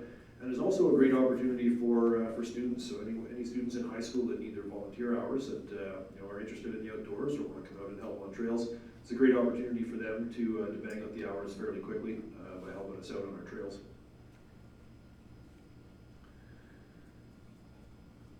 So unfortunately, it's not all good news at the AGM this year. We do have some news from Madawaska Valley. On May 9th, the club received a 90-day notice from the Township of Madawaska Valley that they were revoking their land use agreement for our use of township-owned trails. So when the land use agreement is in place, trail passes from OFATV were required as part of that memorandum of understanding. It's the same for county-owned trails, as an example. But there was an exemption for resident riders from Madawaska Valley to use their trails without permits. So we've taken a few steps since we received the letter. We did have a discussion with the township to ask them to reconsider. Unfortunately, that request was denied. The Madawaska Valley trails may be removed from Quad On. We can't advertise them as a sanctioned trail system without that memorandum of understanding. So when that expires and it's revoked, they may get removed from Quad On. There will be no longer responsibility from RCATV to support and maintain those trails, and I don't think we have any visibility on what the township is planning as far as that goes. And we'll no longer provide third-party insurance for the township either. So those are the next steps. For riders, what does this mean? So there's 3 trails, 51, 52, and the B Trail between Wilno and Halen Lake Road. And the Cumbervere trail system will no longer require trail passes, but they'll also likely be pulled from Quad On. So that's an unfortunate happening. Hopefully we'll have some better news as time goes, but so far that's the situation. We do have some good news though from... Oh, sorry. Yes, questions? So is that the section of B Trail between, that goes along the Madawaska River leading up to Whitney? So the B Trail itself, so it starts in, the section we're talking about starts in Wilno and goes from Wilno to Barry's Bay, and then you're on the road in Barry's Bay, then it'll continue from Barry's Bay all the way to Madawaska.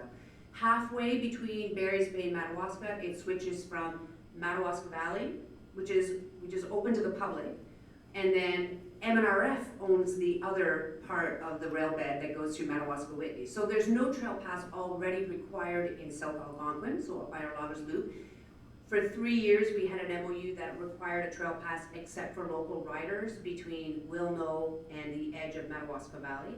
That MOU's been revoked. So it doesn't necessarily mean that we're trying to find out from the township.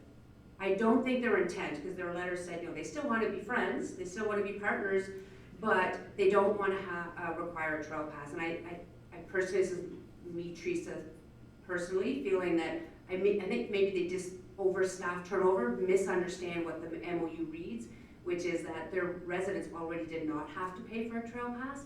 So by revoking the MOU, it just means now we can't enforce or require it, but it's still, to our understanding, means that it would be open to riders. It's still a public trail.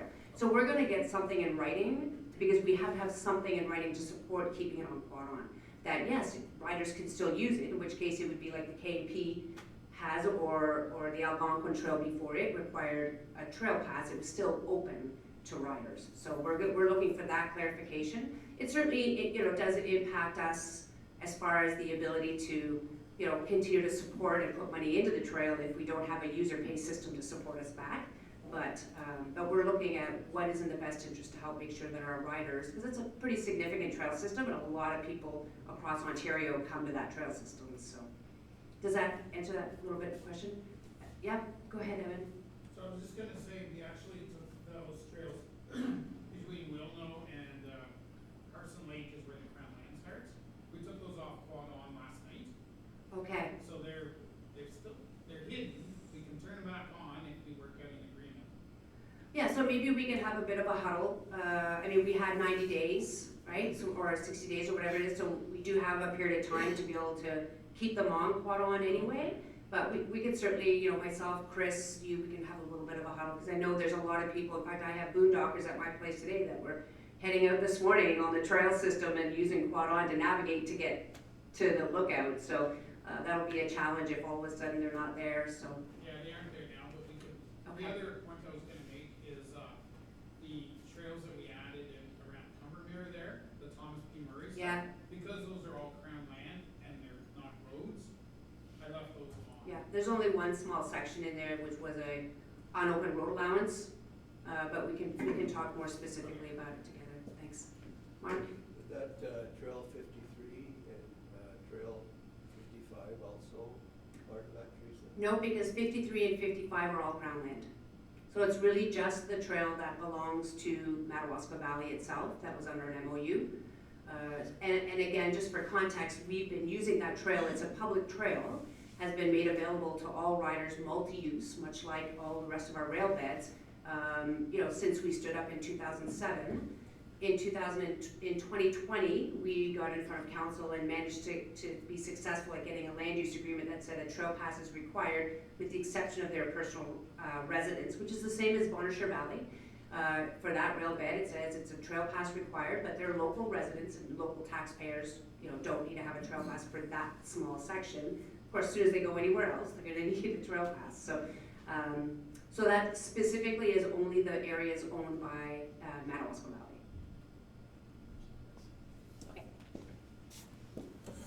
Great questions, and thanks, Teresa, for answering. Karen, I saw your hand up quickly. No, I just wanted to be sure that you saw that. Okay. We're proud of it here. Good, thanks.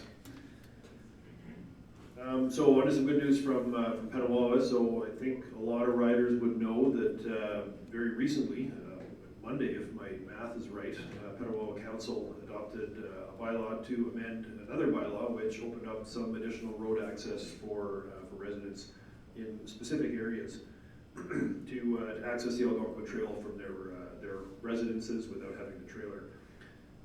So it's a road established for residents who live on designated residential streets to access the trail from their homes and vice versa without having to trailer their off-road vehicles.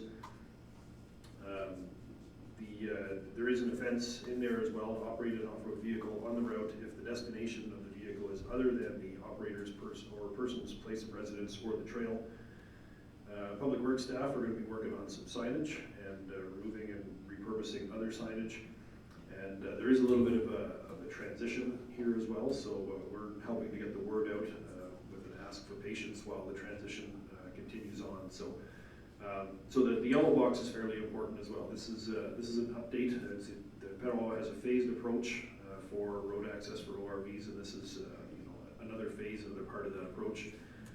We recognize that this doesn't solve every issue for every rider, but the way to continue to work with the township is to make sure that we're respecting the rules as they come along and as they're rolled out, and that's our best way to show that we're not part of the problem as far as that goes. So we ask for everyone's cooperation in that aspect. Question, sir? Yes, so I noticed in looking at that, a lot of that new access is on this side of the A Trail. There is nothing for the other side other than Black Bay Road.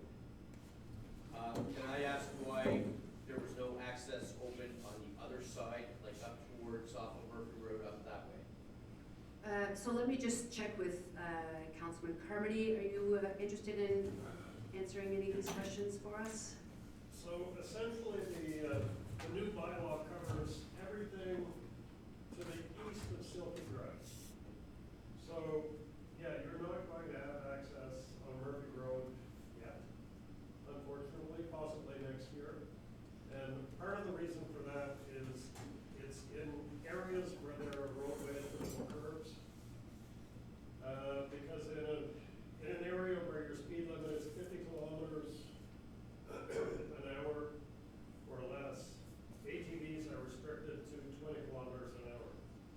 So for flow of traffic, there's a requirement for ATVs to be sort of moved to the side of the road. And if there's a curb on the road, that's difficult to do. So that was the big impediment. And that was what prevented the bylaw from being established in the center of the town, as you say, in this area here that we're currently in. So basically, in a nutshell, it's everything to the east of Silky Drive. And everything that we pass on. If that's the case, then I know, like, where I live off of Cardinal, there's no curbs for Cardinal or Carla. So I'm just wondering, were those areas considered? They were, and they were areas that I looked at as that should have been included in this round and were not. So it was discussed, and unfortunately, majority rules, and I was overruled. Okay, thank you.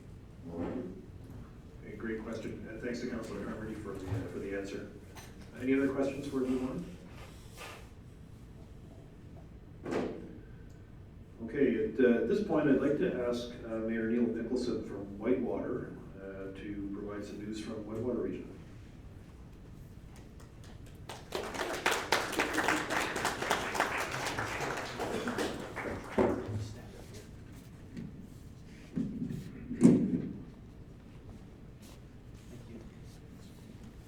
Thanks, folks. I'm just gonna move, I brought a map, because I figured you guys will all be more focused on maps than electronics, but, so you're gonna have to shift a little bit over to this side. Good, so welcome, and first I just wanna say how supportive Whitewater Region is of your organization. What you do and the services you provide, not just for the residents, but also for our greater tourism industry. It's folks like you that play a huge part in everything that we do, and thank you for volunteering, the vast majority of you volunteering to make this happen. So they asked me just to provide a quick update of what's going on in Whitewater Region. As you're probably aware, we have a huge CN Trail ex-retired rail bed in Whitewater Region, B Trail, I think is what you guys refer to it as.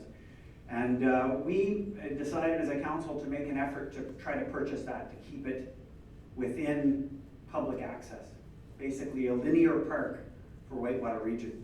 And as you can see, that was a pretty substantial buy for us. 35 kilometers, 320 acres, 5 bridges initially, One of them was very significant across the Ottawa River. The second one is like 150 meters long. Value was over $1 million. So it took a couple of years, a number of studies, and we negotiated the purchase of that. So now Whitewater Region is the proud owner of the trail. Thank you very much.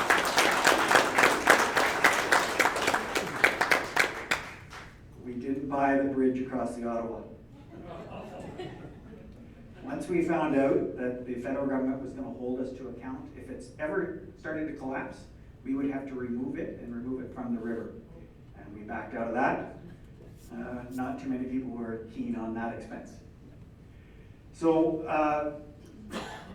where we're at right now is, and sorry, just so you, LV's not here today, I don't think. Is LV here? No? No. So we, at the same time, we said to LV, if we do this, we need you to also buy that small portion in your area so that we can connect to Algonquin. There's no use having a single trail all by itself. So that was successful. We both negotiated at the same time. We have now secured from Ottawa River right to the Algonquin Trail. So done. So what are we doing now? Well, Whitewater Region loves the fact that we own it, but we don't really want to operate it. We're a small municipality. We have approached the county and offered them to either operate it, sign a lease for us and you guys will operate it, or purchase it from us and operate it. But we want it to be, look like, smell like, act like the Algonquin Trail.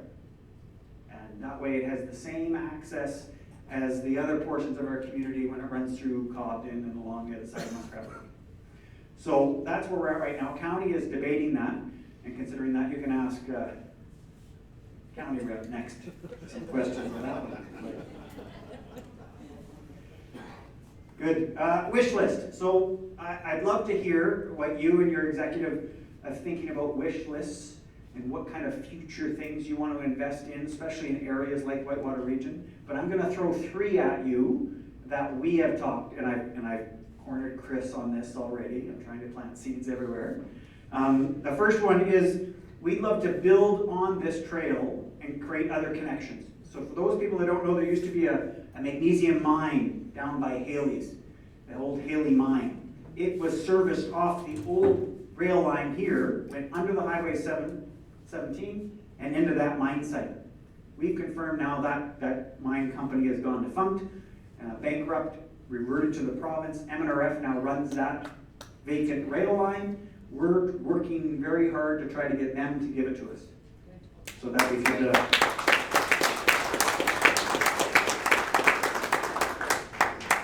could give it to county. And it might be able to give us a loop, especially if we had some kind of road access.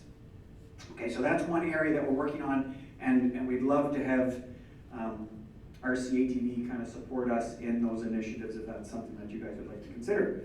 The second one is our settlement area, fancy word for our little village here in Beachburg. We want to make sure that that rail line that enters through the city, or the nice little village, is like it is here in Petawawa.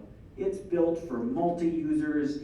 It has other amenities like a rest station and mapping, and you can go out there in your stroller, or you can take maybe a little adjacent route and you can use your side-by-side. But we want to build up that settlement area. That's in our 5-year plan that we'd like to do. We don't know where the money will come from yet, but we want that initiative, and we want to find partners with that.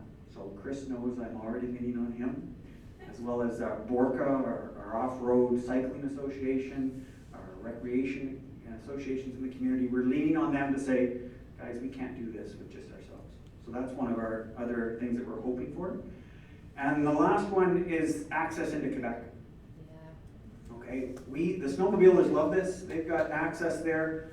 We would love that. And when we were looking at the negotiations to purchase that bridge, we got into it. Like, we were going to buy property on the other side, have a parking area on the Quebec side. We found out that lower tier municipalities aren't allowed to own property outside the province of Ontario. So that took it off the route. But it's not something that I think we should give up on.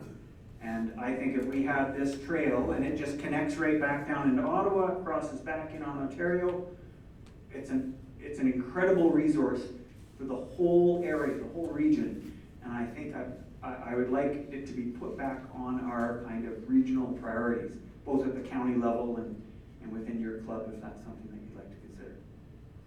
Good. That's all I wanted to bring to you today, so if there's any questions, I'll open it to questions. Yes, sir.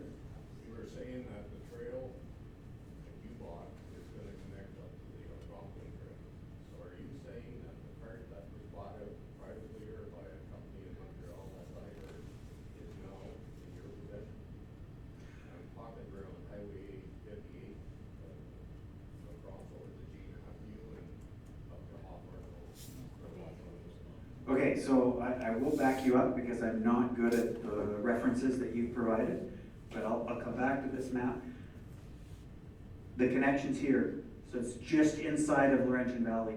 Laurentian Valley now owns that piece of red, but the other portions here, I understand there was a third party that bought them and broke it up. I don't know more about that. Better to talk to Laurentian Valley and Pembroke. So to get to it now, we come down TV Tower Road, down 58, and then get it, is that what you're saying? I'm not an ATVer. Let me help you out, yeah. All right, so I put up on the screen, what Mayor Nicholson's talking about is the green B trail that's coming in from Beachburg, and then it hits a little bit of Laurentian Valley, and it now connects to the OVRT. That is not necessarily looking at the rail beds from the Algonquin Trail west. So what he's referring to is from the Algonquin Trail, where that point where the B Trail and the Ottawa Valley Recreation Trail meet, from the OVRT east, thank you very much, secured and in public hands. The section that's between, so you can see the B does continue to drive-in road at present, still is now Laurentian Valley, but it's still, the piece that was privately purchased still belongs to that private landowner. So where did we get it? So what we recommend to our riders, unless you live and are trying to get to drive-in road or Best Western or Irving, is we would recommend you would be coming in from Beachburg, you're gonna hit the Algonquin Trail, you're gonna go through the city of Pembroke along the waterfront, and then you're gonna take TV Tower Road and then continue on the rest of the beach route, okay? I seen the sign, and the sign was down, so that's why I wondered. The alternative is you come and park in Beachburg, buy a bunch of stuff in Beachburg, and then get on the trail. No? Okay. Good. Any other questions? Yes, ma'am. What's the main issue between Ontario and Quebec? That's what I came up to help you out with. Yeah, I know enough to be dangerous. Quebec doesn't allow ATVs on their roads, and that trail doesn't connect to roads. Is that right, Teresa? Yeah, so close. So there was, the first issue that we had to overcome was the fact that on the Ontario side, RCATV and the Snow Country, which is our snowmobile region, partnered together to invest in the Ontario side of the bridge. On the Quebec side, it was only the snowmobile club. So the first hurdle was that they wanted $50,000 from the Quebec ATV club to use that trail. We managed to get them past that. So us, the snowmobile club, we worked with the municipalities in Pontiac, with municipal staff, with the snowmobile clubs. We got past that hurdle. They're no longer looking for the 50 grand from the ATV club. The second piece, though, is that the Quebec version of the MTO does not allow ATVs to cross the 148. So even if we could get over the bridge, we can't connect to the rest of the trail system for ATVs on the Quebec side because they do not allow the road. Unlike here, where we have the Algonquin Trail crosses the Trans-Canada probably 5 or 6 times, over there it's still a provincial issue where they will not allow the ATVs to cross that highway. So therefore, even if you got over, and for those of you who've already tried, you'll go all the way across the bridge, it's a beautiful bridge, but when you get to the other side, there's boulders there, or there's blockages, because while the snowmobiles are allowed to go in the ditches, the ATVs are not yet allowed to cross over that highway to connect to the rest of the trail system. So I think the commitment I'll make to you with my OFATV hat on, as the VP of the Federation versus my RCATV hat, is I am willing to take that piece and continue the conversations with my Quebec counterparts, because we need to solve this problem. So I'll see what I can do at the provincial level to try to get that going on that side, so. Awesome, thank you. Good. Any other questions? I'm off the hook. Thank you so much, guys. Really appreciate everything you're doing, and I'm glad we have the trail. Thanks. Thank you. Thanks very much to Mayor Nicholson for that information. Just want to get the mic organized here. I was remiss in thanking Chico and Dan for their work in the Petawawa bylaw update, so the last slide. So both of them put quite a bit of effort into that. So, thanks for that. Question, sir? I got a question for you. You're saying that the trail don't cross the 148. The trail crosses 148 many places in Quebec. It does, and it certainly does for the snowmobile clubs, but they from what we're told from the municipality in Pontiac is that where we're stuck is the fact that the ATVs are legally not allowed to cross it. But it crosses in Campbell's Bay, Shawville. Agreed. So that's why I'm saying I'd like to, instead of just being on this side, getting it third party, perhaps there's something now that I'm at the provincial level that I can start to work more directly to say, okay, let's really find out what's going on and where is it stuck. And what can we, although I realize we're on the Ontario side and I can't influence, but I can certainly find a champion at my level on the Quebec side that would champion it together. There's new members on the board there now, there's a new president. Yes. I think it'd be a lot better than what was there before. Agreed. Mark? Just one question there, Jason. You mentioned about the $50,000 that the Quebec ATV Club needed to put up in order to make that part of the bridge. Yeah. And that's not a problem now. Yeah, so I mean, the last time we had. They agree with that 50,000, or is it not? No, so the last time we had the conversations, and this would have been probably around 2019, 2020, was that the snowmobile clubs were willing to say, okay, well, we won't hold that to task, we won't, because originally they were looking at, we invested, we're the ones that re-bridged it, and the ATVs didn't put anything into it, so maybe you could reimburse us some of our cost to be able to then use it. So, but then the bigger hurdle wasn't the only hurdle, then the bigger hurdle was the fact that the trail was disconnected once we got over the bridge, so.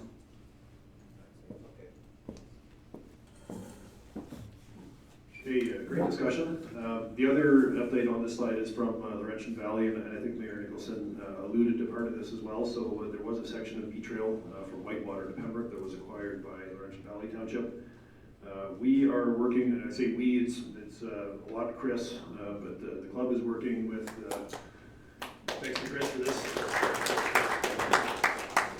The club is working with the Keaton Snowmobile Club, who are both working with Laurentian Valley to get the rest of the B-Trail from TV Tower Road right to Indian Station, and it just passed into where the border with Algonquin Park is. So some more work underway there. So we're going to move to the county update after this, but we do have a few other municipal representatives here. It's sort of a catch-all opportunity, I guess, if anybody wants to say anything. No obligation, but there is an opportunity if anyone wants to take it. Okay, very good. We'll carry on. So I'd like to ask Mayor James Brose from North Algona Wilberforce to speak to this slide. Mayor Brose is the chair of the County Trails Committee.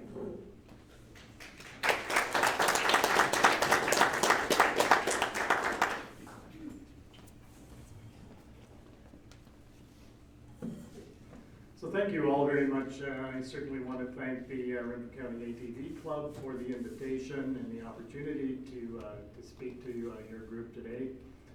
I agree with what my colleague Nicholson said, that the county does recognize how important these trail networks are and the economic impact that it brings to Renfrew County. So the public engagement that the county took on earlier in the spring was to look at or to get feedback from the public on some of the most important issues to them.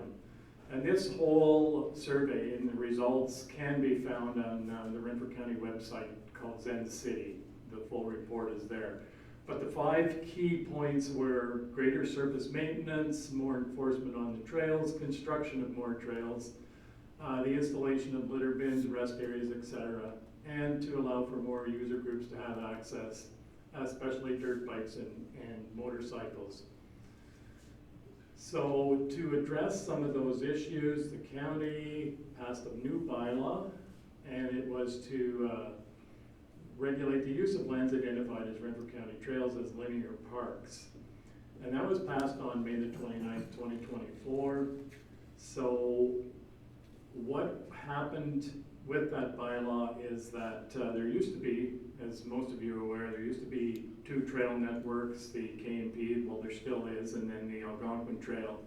But there were 2 separate committees, one for each of those trails networks. The county has now amalgamated both of those committees into one, and they also at the same time then looked at amalgamating the bylaws, because the bylaw for the K&P Trail was different from the Algonquin Trail. They had been allowing dirt bikes on the K&P Trail where the Algonquin didn't, and that has now been changed so that the dirt bikes are allowed on the Algonquin Trail, so it's consistent right across the county. They will also require a permit, and they must have valid insurance and be licensed.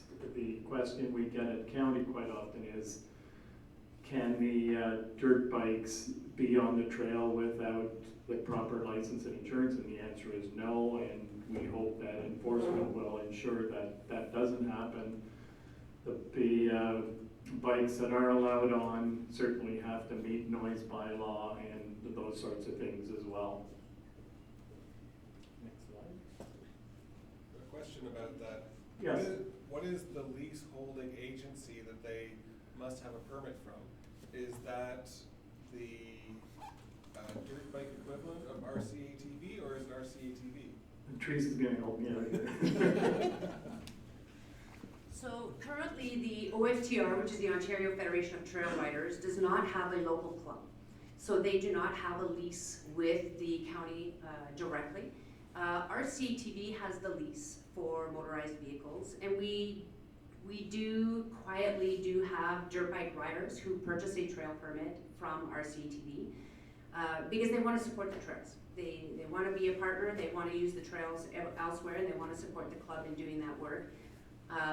We know at the AGM last year, the membership asked the RCATV to look at whether we could reach out to trail bike riders and see if they would like to stand up their own club, and we would help them out, as a satellite for the time being, so they could, extend and help leverage our bylaws and help set themselves up, because it's a lot to set up a brand new club.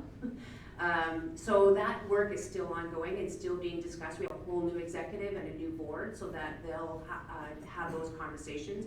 So at present, there are dirt bike riders who have an RCATV permit, and that would allow them to use the trail. It's not a long-term solution because they don't meet the definition of an ATV under the Ontario Federation, and so while our history was multi-use, we've always had dirt bike riders of RCATV.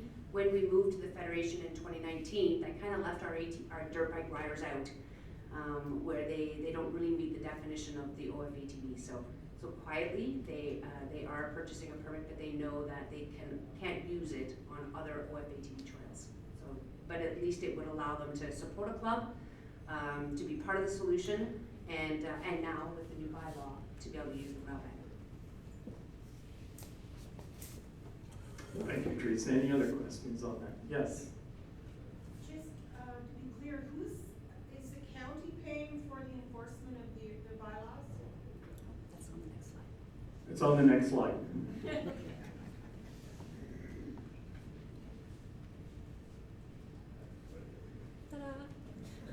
So we have it here. In the effort to curb misconduct on the trails, the county has solicited the services of Protect 5 and has incorporated as bylaw enforcement on our recreational trails, in addition to the support provided by OPP and RCATV wardens. So the county moved in this direction because trying to get the OPP for scheduled enforcement dates was very, very difficult. Quite often they just didn't have the human resources available to do the patrols. So by using Protect 5, they will be monitoring and the trails and looking after enforcement, I believe, all the way from Prior to Petawawa. And that's in hope of, and they'll be doing this with, what happened with the OPP a lot of times is that as they would be visible as soon as the riders became aware that the OPP were out doing spot checks, they start sending out emails, and the riders really start paying attention to the rules of the trails. So Protect 5 is planning to do some, more discreet patrols to try and address some of the, especially through the built-up areas, the speeding and the noise and some of the complaints that we receive at the county.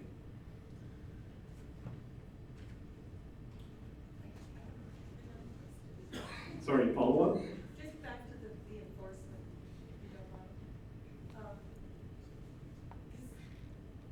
There are some, sort of light rules and regulations that you're not going to call the police about. One of them it's kind of a light thing, but horses on the trail, if they leave presents for everybody, they can, there's a fine for horse owners. But I mean, that's not something you're going to necessarily call the police about, or like what would, how do you plan on enforcing this? Is it mainly with Protect 5? If people on the trail see certain things, is there an open door access to somewhere to report things? I'm just a little confused about how.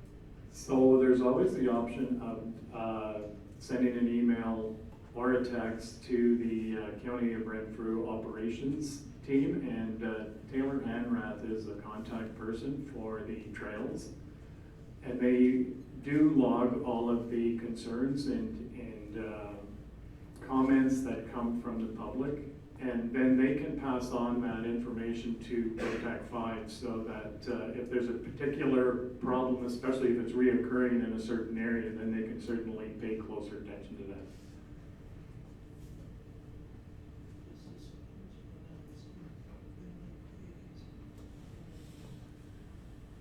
So the other thing that's happened at the county is that the trail network, the recreational trail network, used to be part of the Development and Property Committee, and that has now been transferred to the Operations Department, so that the operations is now doing the maintenance. They have the proper equipment and they have the staff to do this, so that is now a change at the county level as far as operations go. Some of the recent work that has been done is the grading on the KNP, which was completed in 2023. The Algonquin Trail has been graded and packed, and that is completed, and now they're working on dust suppression. And they certainly are aware of some of the areas where, and it's close again to built up areas where we have received some comments about dust. And again, that could be increased if usage increases and it's indicated that there's more dust suppression needed. Brushing is being done by Public Works. The bridge redecking was done for our prior Madawaska River, the Boncha River Bridge, and the aggregate of 1 kilometer on the KNP was also completed this year. Question? Yes. You said on the KP where you've done the grading? Yes. I'm curious where, because between Burgersley Road and Pucker Street, there's a lot of potholes. That's the one portion before Stevens Creek. You I'm at that area, I was talking to some people that were sitting in a road, McMahon, they had a bunch of stones, or they built up that high to keep it from overflowing from the beaver dam, that's good, but after that, it's really rough, because if you're gonna grade that, you need to put stones on instead of just that earth, because otherwise it's not only got bumpy again, it's pretty bad. It's been bad like that for years. I will certainly pass that on to our operations department, that they take a close look at that. Can you write down what you said after you're done? Yeah. Maria? Thank you.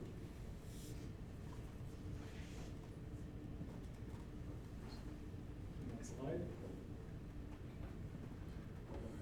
That brings us to the trail construction, and this is in regards to the Petawawa to Chalk River section. So 13 kilometers has been completed. There's about 3.5 of the kilometers to be rebuilt. The trail parallel to Paquette Road has been brushed and aggregate applied. The TC Energy Corridor Trail clear through Garrison, Petawawa, and the wet areas were stabilized. The next 3 steps, and I know the operations department is working on this, is that the 3 trail bridges that have hindered further construction because one was found to be unstable and required a significant rebuild, hopefully will be completed by the end of July. And further construction in Garrison has to wait until October. This is to deal with environmental requirements, species at risks, etc. The remaining 3.5 and all of the 16.5 kilometers of stone dust will be applied later this year to open the connection to Chalk River. The big note to pay attention to, and we're really hoping that Renfrew County ATV can help with this as well, is that the energy corridor through Garrison Petawawa has already expressed concern about motorized users leaving the trail and causing ruts on the pipeline. And they have indicated that they will close the trail if the damage continues to occur.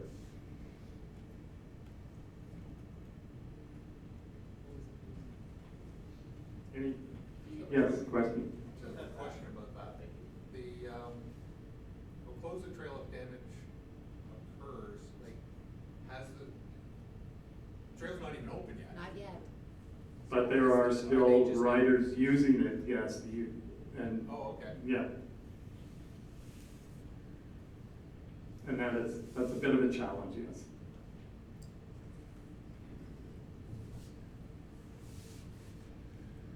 So the construction from Wiley Road to Bissett Creek, work has commenced. Bridges were completed in 2023 in order to accommodate the construction vehicles. The brushing has commenced and planned to be finished this year. Culvert and washout repairs have progressed and will be done this year. Signage and surface work was completed, and the goal is to open a section of trail from Deep River to Stonecliff, an additional 32.36 kilometers following the completion of the above work. And then the goal number 2 is complete and open the trail all the way to Bissett Creek and the crossing at Highway 17 by the end of 2025. The Bissett Creek crossing will be a significant undertaking, with the existing bridge being a 60-meter span, and it spans both Highway 17 and Bissett Creek and is in poor condition. And their county's looking at the possibility of an on-grade crossing over Highway 17 and a smaller bridge. But regardless of which option is approved going forward, the project is not currently funded.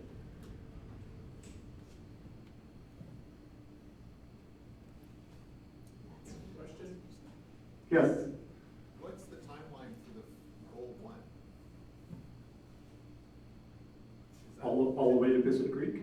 Or is it gonna be sections going past Wiley Road? Like is there a timeline for that opening? I believe the timeline is the end of 2025. Okay. Sorry, you said so 1 from Deep River to Stonecliff. Oh, for goal 1, I'm sorry. I think the plan is to try and have that possibly done by the end of this year yet. But we'll be getting more updates from our operations team on how they're doing. And it may not be in time for our ATV season, right? So recognizing some of this work might extend into, you know, the later part of the fall. So for us, it might not be till the next spring, getting that work done over the fall season. But from what you're saying there, potentially by the end of 2024, you could drive all the way from Pembroke to Stonecliff. That's a possibility, yes. Don't want to make any promises, but it could be a possibility. Sir, go ahead. Yes, Mr. Lane. I didn't hear how far he said, but how far past Visit Creek is Renfrew County going to do? The plan is to eventually get all the way to Madawaska, but that requires some work with Papineau Cameron, and so far they have not committed any money to their section of that trail. So that's still in negotiations. Yes, sir. Is the county doing any sort of advertising that this exists? Because it's looking like you're going to have a protected cycling corridor across the entire county, and everybody who's riding their bike from Vancouver to St. John's is going to have hundreds of kilometers of protected cycling that they could do across our county as opposed to being on Highway 17. I know our Renfrew County Economic Development Group has certainly been doing some advertising on this. And once the trail is complete, I'm sure they're going to ramp up that marketing as well, because that was one of the main reasons the county got some of the grant money that they did, was the fact that they could have that, as you say, protected bike path all the way from Madawaska through to, well, actually you can go from, you know, all the way down to Smith Falls, really, if you stay on the Algonquin Trail. Yes, question over here. The Canadian Parks and Wilderness Society, CPAWS, the Ottawa Valley chapter, they have this initiative called the GAP within this region coming up from about Visit Creek to Mackay, that they want that GAP area that they call protected. How is that going to influence the trail trying to pass that area with their initiative of trying to protect that area with, they haven't really put out their agenda, but they're just trying to say they want to protect it like they do going Municipal, like the Algonquin. So how do you see that intersecting? And that's a question I would have to take back to staff, because I don't have an answer for you today. I don't know, Teresa, is there anything you want to add? I'm not familiar with that particular one, but I can tell you at the provincial level, we just had a meeting last week with the Ontario Federation of ATV Clubs, the Snowmobile Clubs, and the Trail Riders, OFTR, because that trend we're seeing across a number of places in Ontario where organizations are purchasing up the space to be able to protect it for non-motorized, and how can we work with those organizations to make sure that we aren't working opposite each other.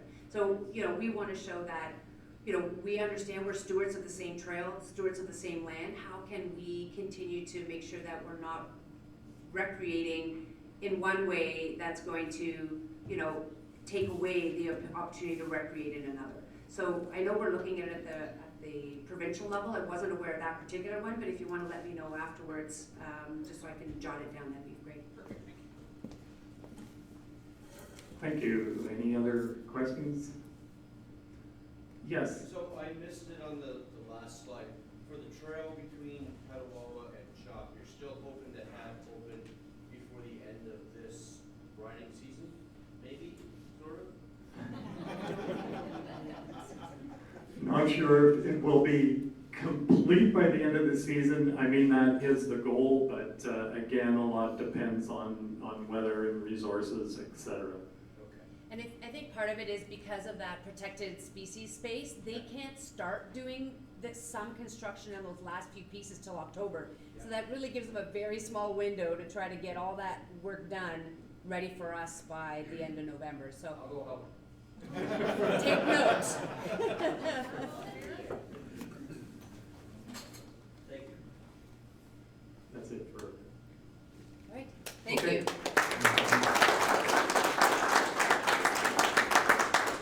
And I just wanted to thank the RCATV once again for the great collaboration with the county on the trail network and the warden efforts, etc., keeping the trails safe and keeping them operational. Thanks again. Okay, great. Thanks to Mayor Rose for that update. That's, I know it's been on a lot of people's minds, so it's very informative for all of us. So we're getting there, folks. I think we have one topic left, which is our update from the Federation. So I'll ask Teresa to come up and present that.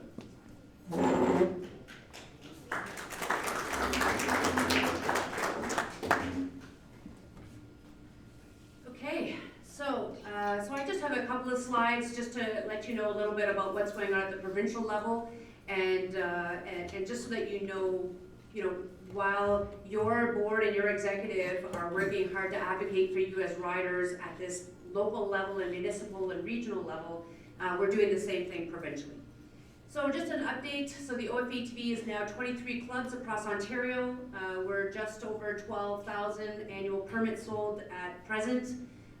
There is auto renewal, so we've heard from riders over the last couple of years how challenging it is to have to go into the system, every year and do that. So now you do have the option to auto renew, so you don't have to worry about trying to go in and remember your password and do that every year. So if you're an avid rider and you just know you're going to be using it each year, you can turn that on as an auto renewal, so that's great.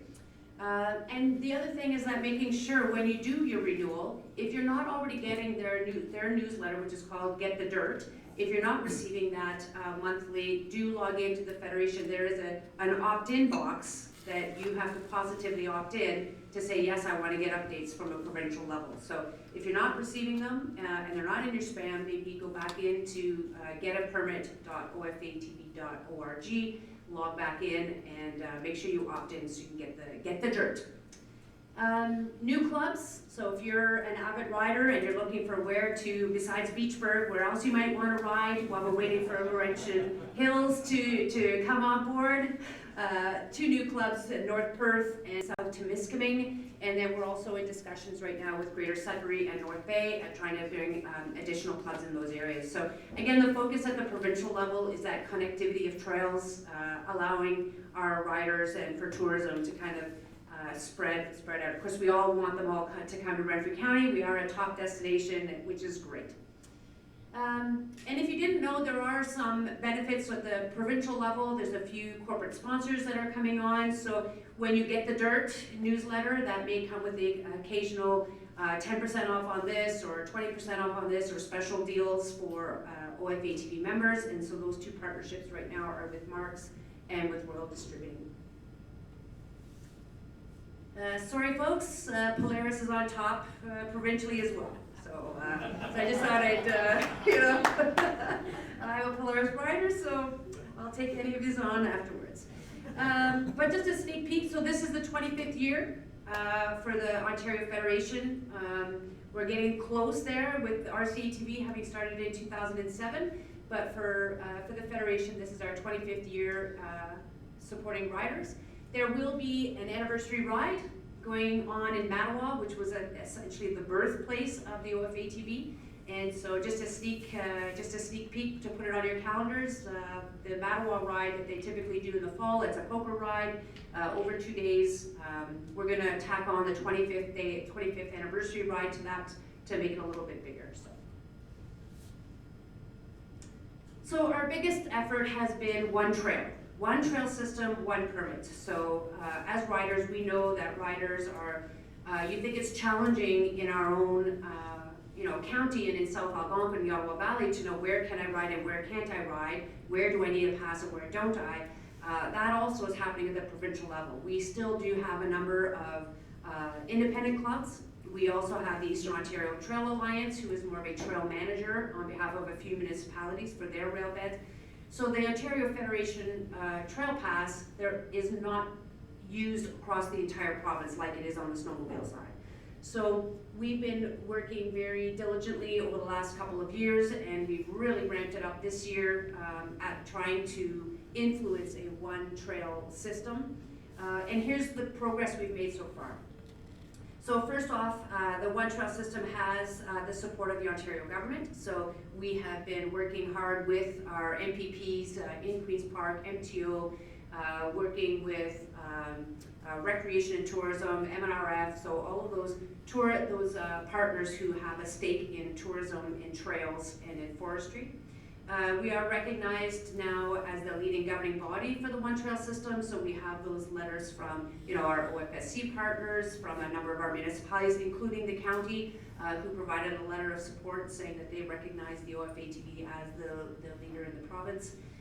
We've developed a sustainable financial model that we have shared with the government, and we've invited all of those non-federation clubs to come to the federation and have those open conversations with us on what do we need to do to support them to make it palatable and a good business case for them to become part of the federation. So we're doing everything we can from a diplomatic perspective, from a business perspective, and from a rider perspective to try to help those non-federation clubs to understand what's in it for them to be able to come into this federation. What do we need to do to make it a welcome addition to the federation? Much like we did here in RCATV in 2018 and 2019, we were an EOTA club up until that time, and you as riders made that decision over 2 years to move from being an Eastern Ontario Trails Alliance organization to the federation so that we could be part of the bigger picture and have connected trail systems. So, next slide.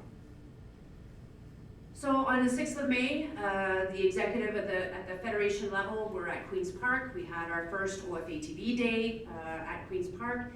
We met with 21 different MPPs and decision makers, and then we had an evening session as well where we had a number of additional people come out. It was exceptionally successful. The advocate group that we're working with, Impact Canada, said that's the first time they've seen that much engagement coming out, both from their MPPs, the number of interviews that we were all in, the group, the 6 of us throughout the day, but also in the evening that came out to ask us questions and find out more. Right across Ontario, whether it's me being at the ROMA conference, the Rural Ontario Municipalities Association conference that I go to each year, municipalities are looking for what we have.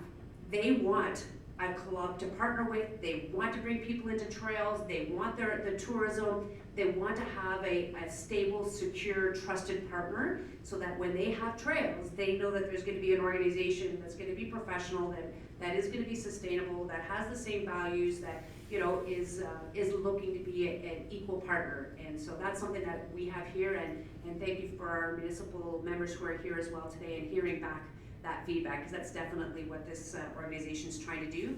And at the provincial level, we're doing the same. So we have ongoing engagement right now with both the MTO minister as well as the parliamentary assistant, Mr. Breezy, and the policy lead. We also are working with, and I know we just had a cabinet shuffle 2 days ago, so that hasn't really derailed much of our work because all they've done is they've separated 2 portfolios that are key for us. So where MNRF now is M&R in one portfolio, and then forestry in another, and the one that we're focusing on the forestry side is the same individual we've been working with for the last several years. And in tourism, they separated sport from the other elements. So still those key people we've been working with are still there and with those same portfolios. As of May 1st, so you'll recall at the AGM last year and on our social media and our newsletters, we were asking you as riders to please be part of the One Trail initiative and go online and submit a letter indicating that as a rider you want one trail system in Ontario, you want to have one place, you don't have to worry about where do I need to go, what permit do I need, you just want to be able to ride, frankly. And so of that, just over 2,500 letters were sent to MPPs, and I can tell you that Mr. Yakubuski did receive a significant number from us, And he does fully support us, and we have ongoing conversations as well, but fully supporting the work that's being done here in RCATV. So as a result, MPPs from all over Ontario learned about the Federation and the issues that are presenting with Ontarians on your behalf about having ATV legislation. So if you're unaware, if you're a snowmobiler, you know that there is the Ontario Snowmobiles Act. That act means that thou shalt buy a permit if you are on a prescribed trail, regardless of where that permit is. If it's on Crown land or wherever it is, if it is a prescribed trail, thou shalt have a trail permit. It also means enforcement on trails. It has a whole set of legislation that comes with it, as well as funding through MTO for the OFSC. That does not happen yet on the ATV side. We don't have legislation that supports us, and so therefore all of us as clubs, whether it's at the provincial federation, but also all of you down at the regional levels, means you only have your user pay system to support you, right? And it's all volunteer based. So what we're advocating for right now is to actually have legislation in Ontario, where Ontario is the only province left that does not have legislation for its off-road vehicles to support that recreation and tourism piece. And that will then make it a lot easier, even at the onset, whether that involves MTO funding to us to be able to help provide bigger grants to clubs for large infrastructure projects. We know bridges, you know, they might look great now, but you know, in another 5 years with increased traffic, they're going to deteriorate quickly. It's going to need cash. So we're working at the provincial level to try to make sure that we've got a provincial funding model, not just relying on user pay, municipalities, you know, trillium foundations, grants, wherever we can find cash. So that's one of the big outcomes, is to be able to have some of that legislation so we have a better funding model and more sustained. So this year, new this year, is the Ready to Ride On. We're just at the tail end of Safety Week. I've been doing interviews in both languages all week about ATV safety. We know that there are more fatalities happening with off-road vehicles. We know there's more people on the trails. You know, we know that you know, there's a lot more riders that are out there. So we've been trying to do what we can to focus on safety, and a lot of that honestly means wearing a helmet. If everybody would at least wear a helmet, then we would be, you know, we would see those fatalities and those accidents drop considerably. So part of the initiative that the province has done is a Ready to Ride On program. It's an online training program for youth. So youth in the ages of 12 to 15, so that they can go online. It's an interactive system. Frankly, the machines we used as youth, you know, the 350 big reds and the 400, you know, old Yamahas and stuff, that now we've got 1,000cc machines. They're large, they're heavy, they are not the machines of our youth. And so we've got youth using them, but they are often the wrong size, they don't have the experience, they don't have the upper body, so we need to do what we can. They don't maybe have the judgment yet, they're unable to make those really rapid decisions that we would make with such a big piece of equipment. So the Ride On program, it's a $40 cost, it's online and interactive, and we would certainly encourage, if you have youth in your family, if you are an educator and would like to partner to try to provide this, you know, in an education scenario. You know, I would love to be able to see us work with Petawawa perhaps to find a grant where we could have all the youth, because they're using ATVs as their regular day-to-day mode of transportation. I'd love to be able to see more of our youth taking this online course, so we can hopefully reduce some of that. Yes? Are people who aren't old enough to have a driver's license even allowed to drive on the trails? On a trail, yes. So they cannot ride on a road. So again, we don't have legislation. The only legislation that exists for ATVs is on a road. So on the road, they have to be 16, they have to have a driver's license. But they can ride on a trail under the age of 16. So you can ride, you know, obviously manufacturers each have a sticker that says we don't recommend, you know, anybody under a certain age, but there are machines built that are smaller machines that families are out there enjoying, where they've got, you know, both parents and their kids are on a dirt bike, or their kids are on a smaller machine. So yes, they can ride without a driver's license on a trail. Yeah. All right. So this concludes our morning for you. I think we're like literally bang on. We've done this enough times that I think we've managed to pack in some great information for all of you. So before we close, we'll just open the floor, and your executive are here in the room, your directors are here in the room. Are there any questions that you want to bring to your board and executive? Jamie? I just have a question about that, the bylaw enforcement that's gonna be happening on the trail. Yes. Is that like already set in place, and is there gonna be hiring for that, or is that a contract that's already stipulated? Like how soon will we see maybe some enforcement down in this area? Because there are people with unregistered vehicles driving on the trails down here and causing some concern. Great, thanks, Jimmy. So I'll introduce you to Danny. Danny is here from Protect 5. Even before the partnership with the county, we have partnered with Protect 5 during COVID when our trails were closed, but we had this beautiful spring, much like we did this year. We were struggling right in the city of Pembroke with dirt bikes. So we've engaged with them over the years, and perhaps, Danny, you can answer some of these questions. Just so everybody understands, I'm not saying specifically dirt bikes, but Yeah, all no. kinds of problem vehicles on the trail. So, good morning. So, as was mentioned, my name is Dan Lavelle. I'm the president of Protect 5 Inc.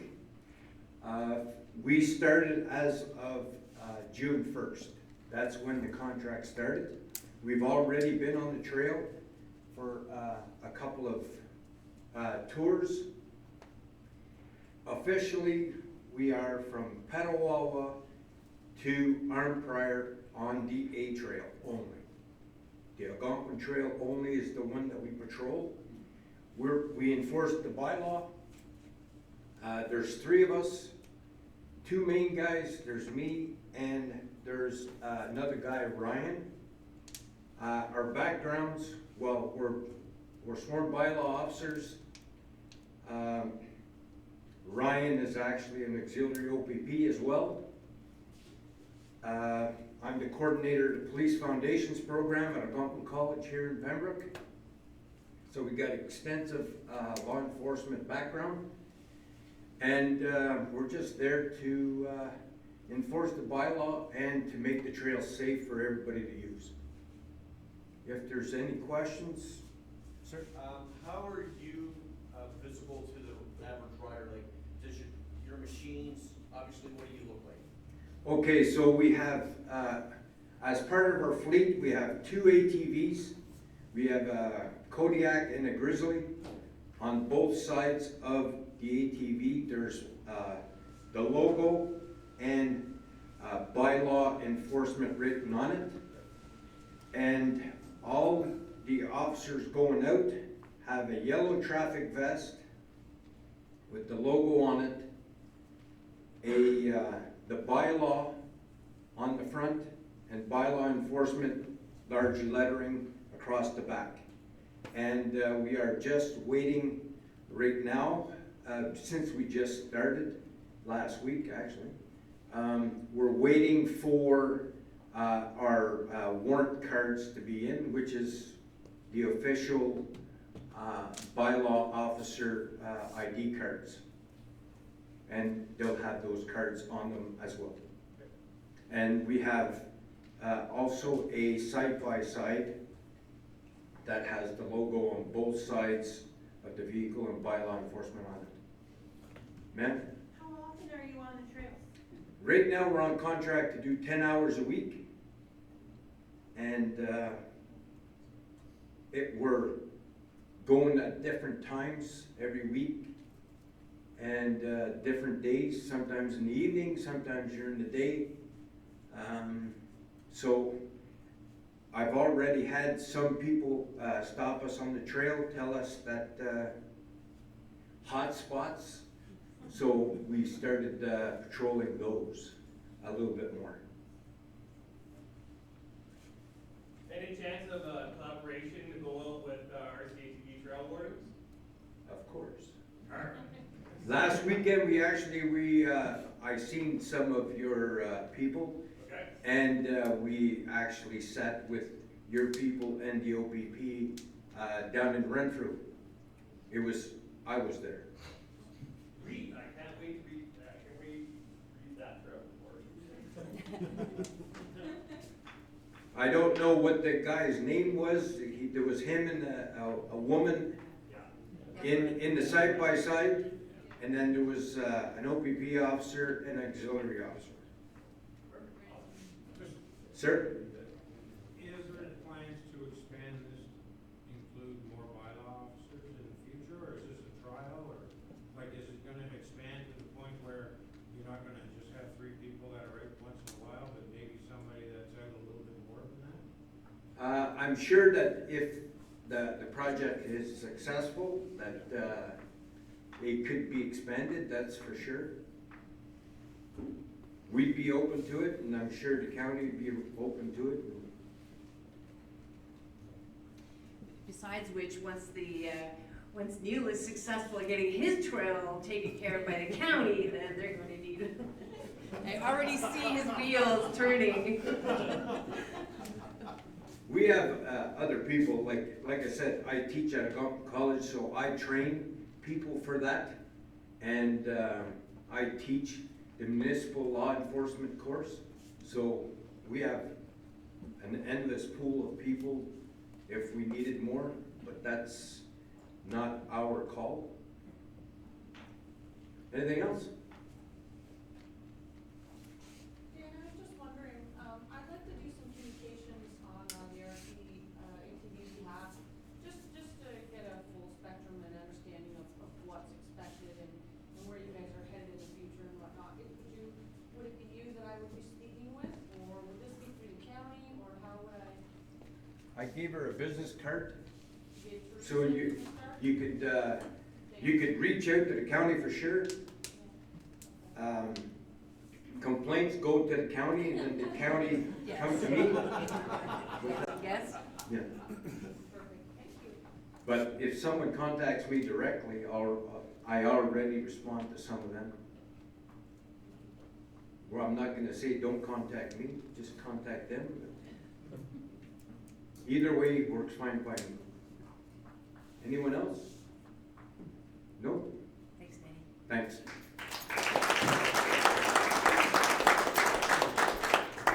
All right, any other questions for your, yes?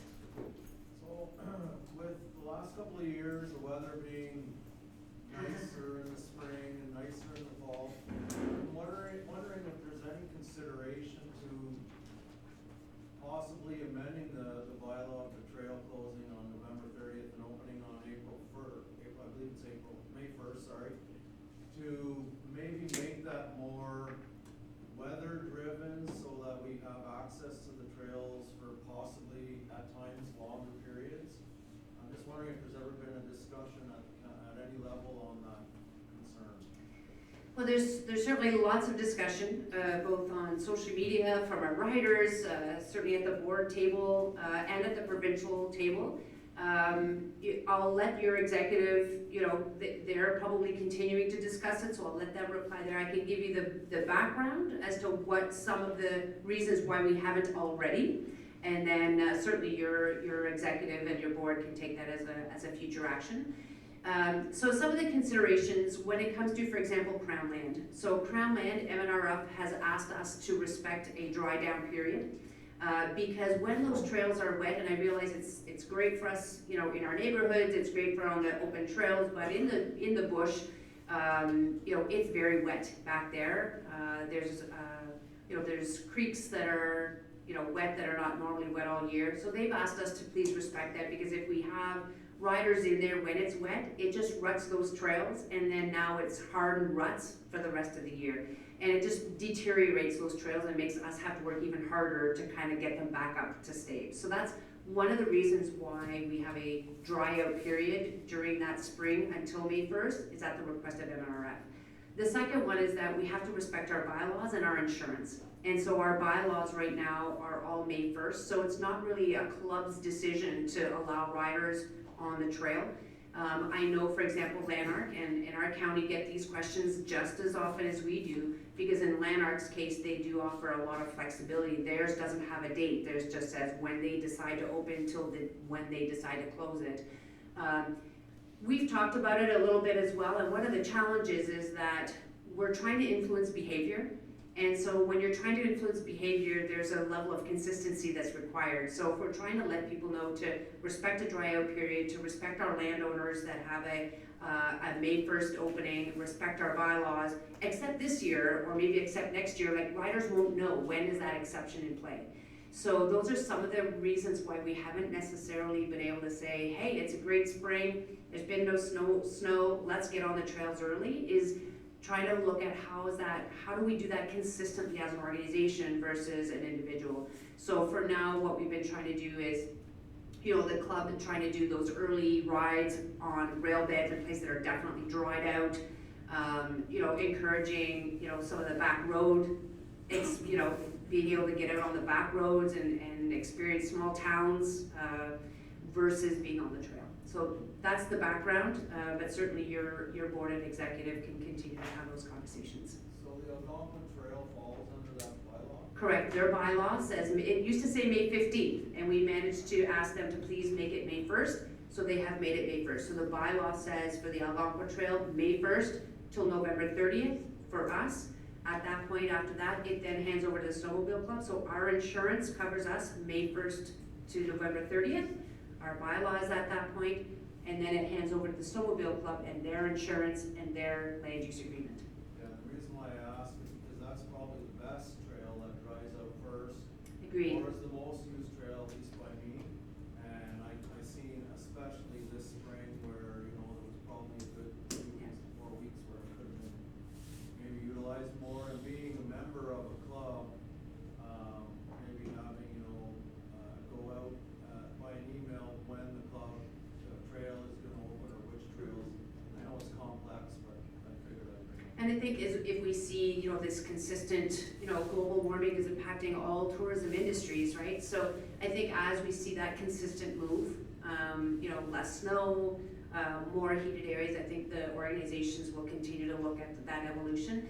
One of the reasons why we look at, okay, do we open just the rail bed, but the rest of the trail system is the rail bed's connected trail system. So how do we say you could use the Algonquin Trail, but not the B Trail, because that's owned by CN, and our lease with CN starts May 1st. So even if we open the Algonquin Trail, how do we let a rider from Kingston know they have to stop at a certain time, because now the lease has changed, and they won't know that. So for now, what we do is we just let our riders know now's a great time to go down to Johnstown trails, or now's a great time to go down to Nation Valley, because they do winter trails, and so they will often have their dry down periods sooner, and then they're all private landowners, whereas we're dealing with bylaws. Yeah, the other question, I was of the one pass between Quebec and Ontario. I was Yes. did a lot of traveling in Quebec, and I'm not 100% sure why they decided to discontinue that partnership. Thank you. So I probably could have added that in the slide deck. So the question, and if you don't mind making sure that Chris gets the question as well for us. So we used to have a reciprocal agreement between Ontario and Quebec. We also had a reciprocal agreement between Ontario, New Brunswick, PEI, and Nova Scotia. So let me talk about the Quebec one. On the Quebec one, they revoked their partnership last year, that they did not want a reciprocal, and frankly, it's about money on their side, right? Their trail pass is much more expensive than ours. It also includes insurance, but their trail pass is significantly more than the Ontario one. And it was not a money maker for them.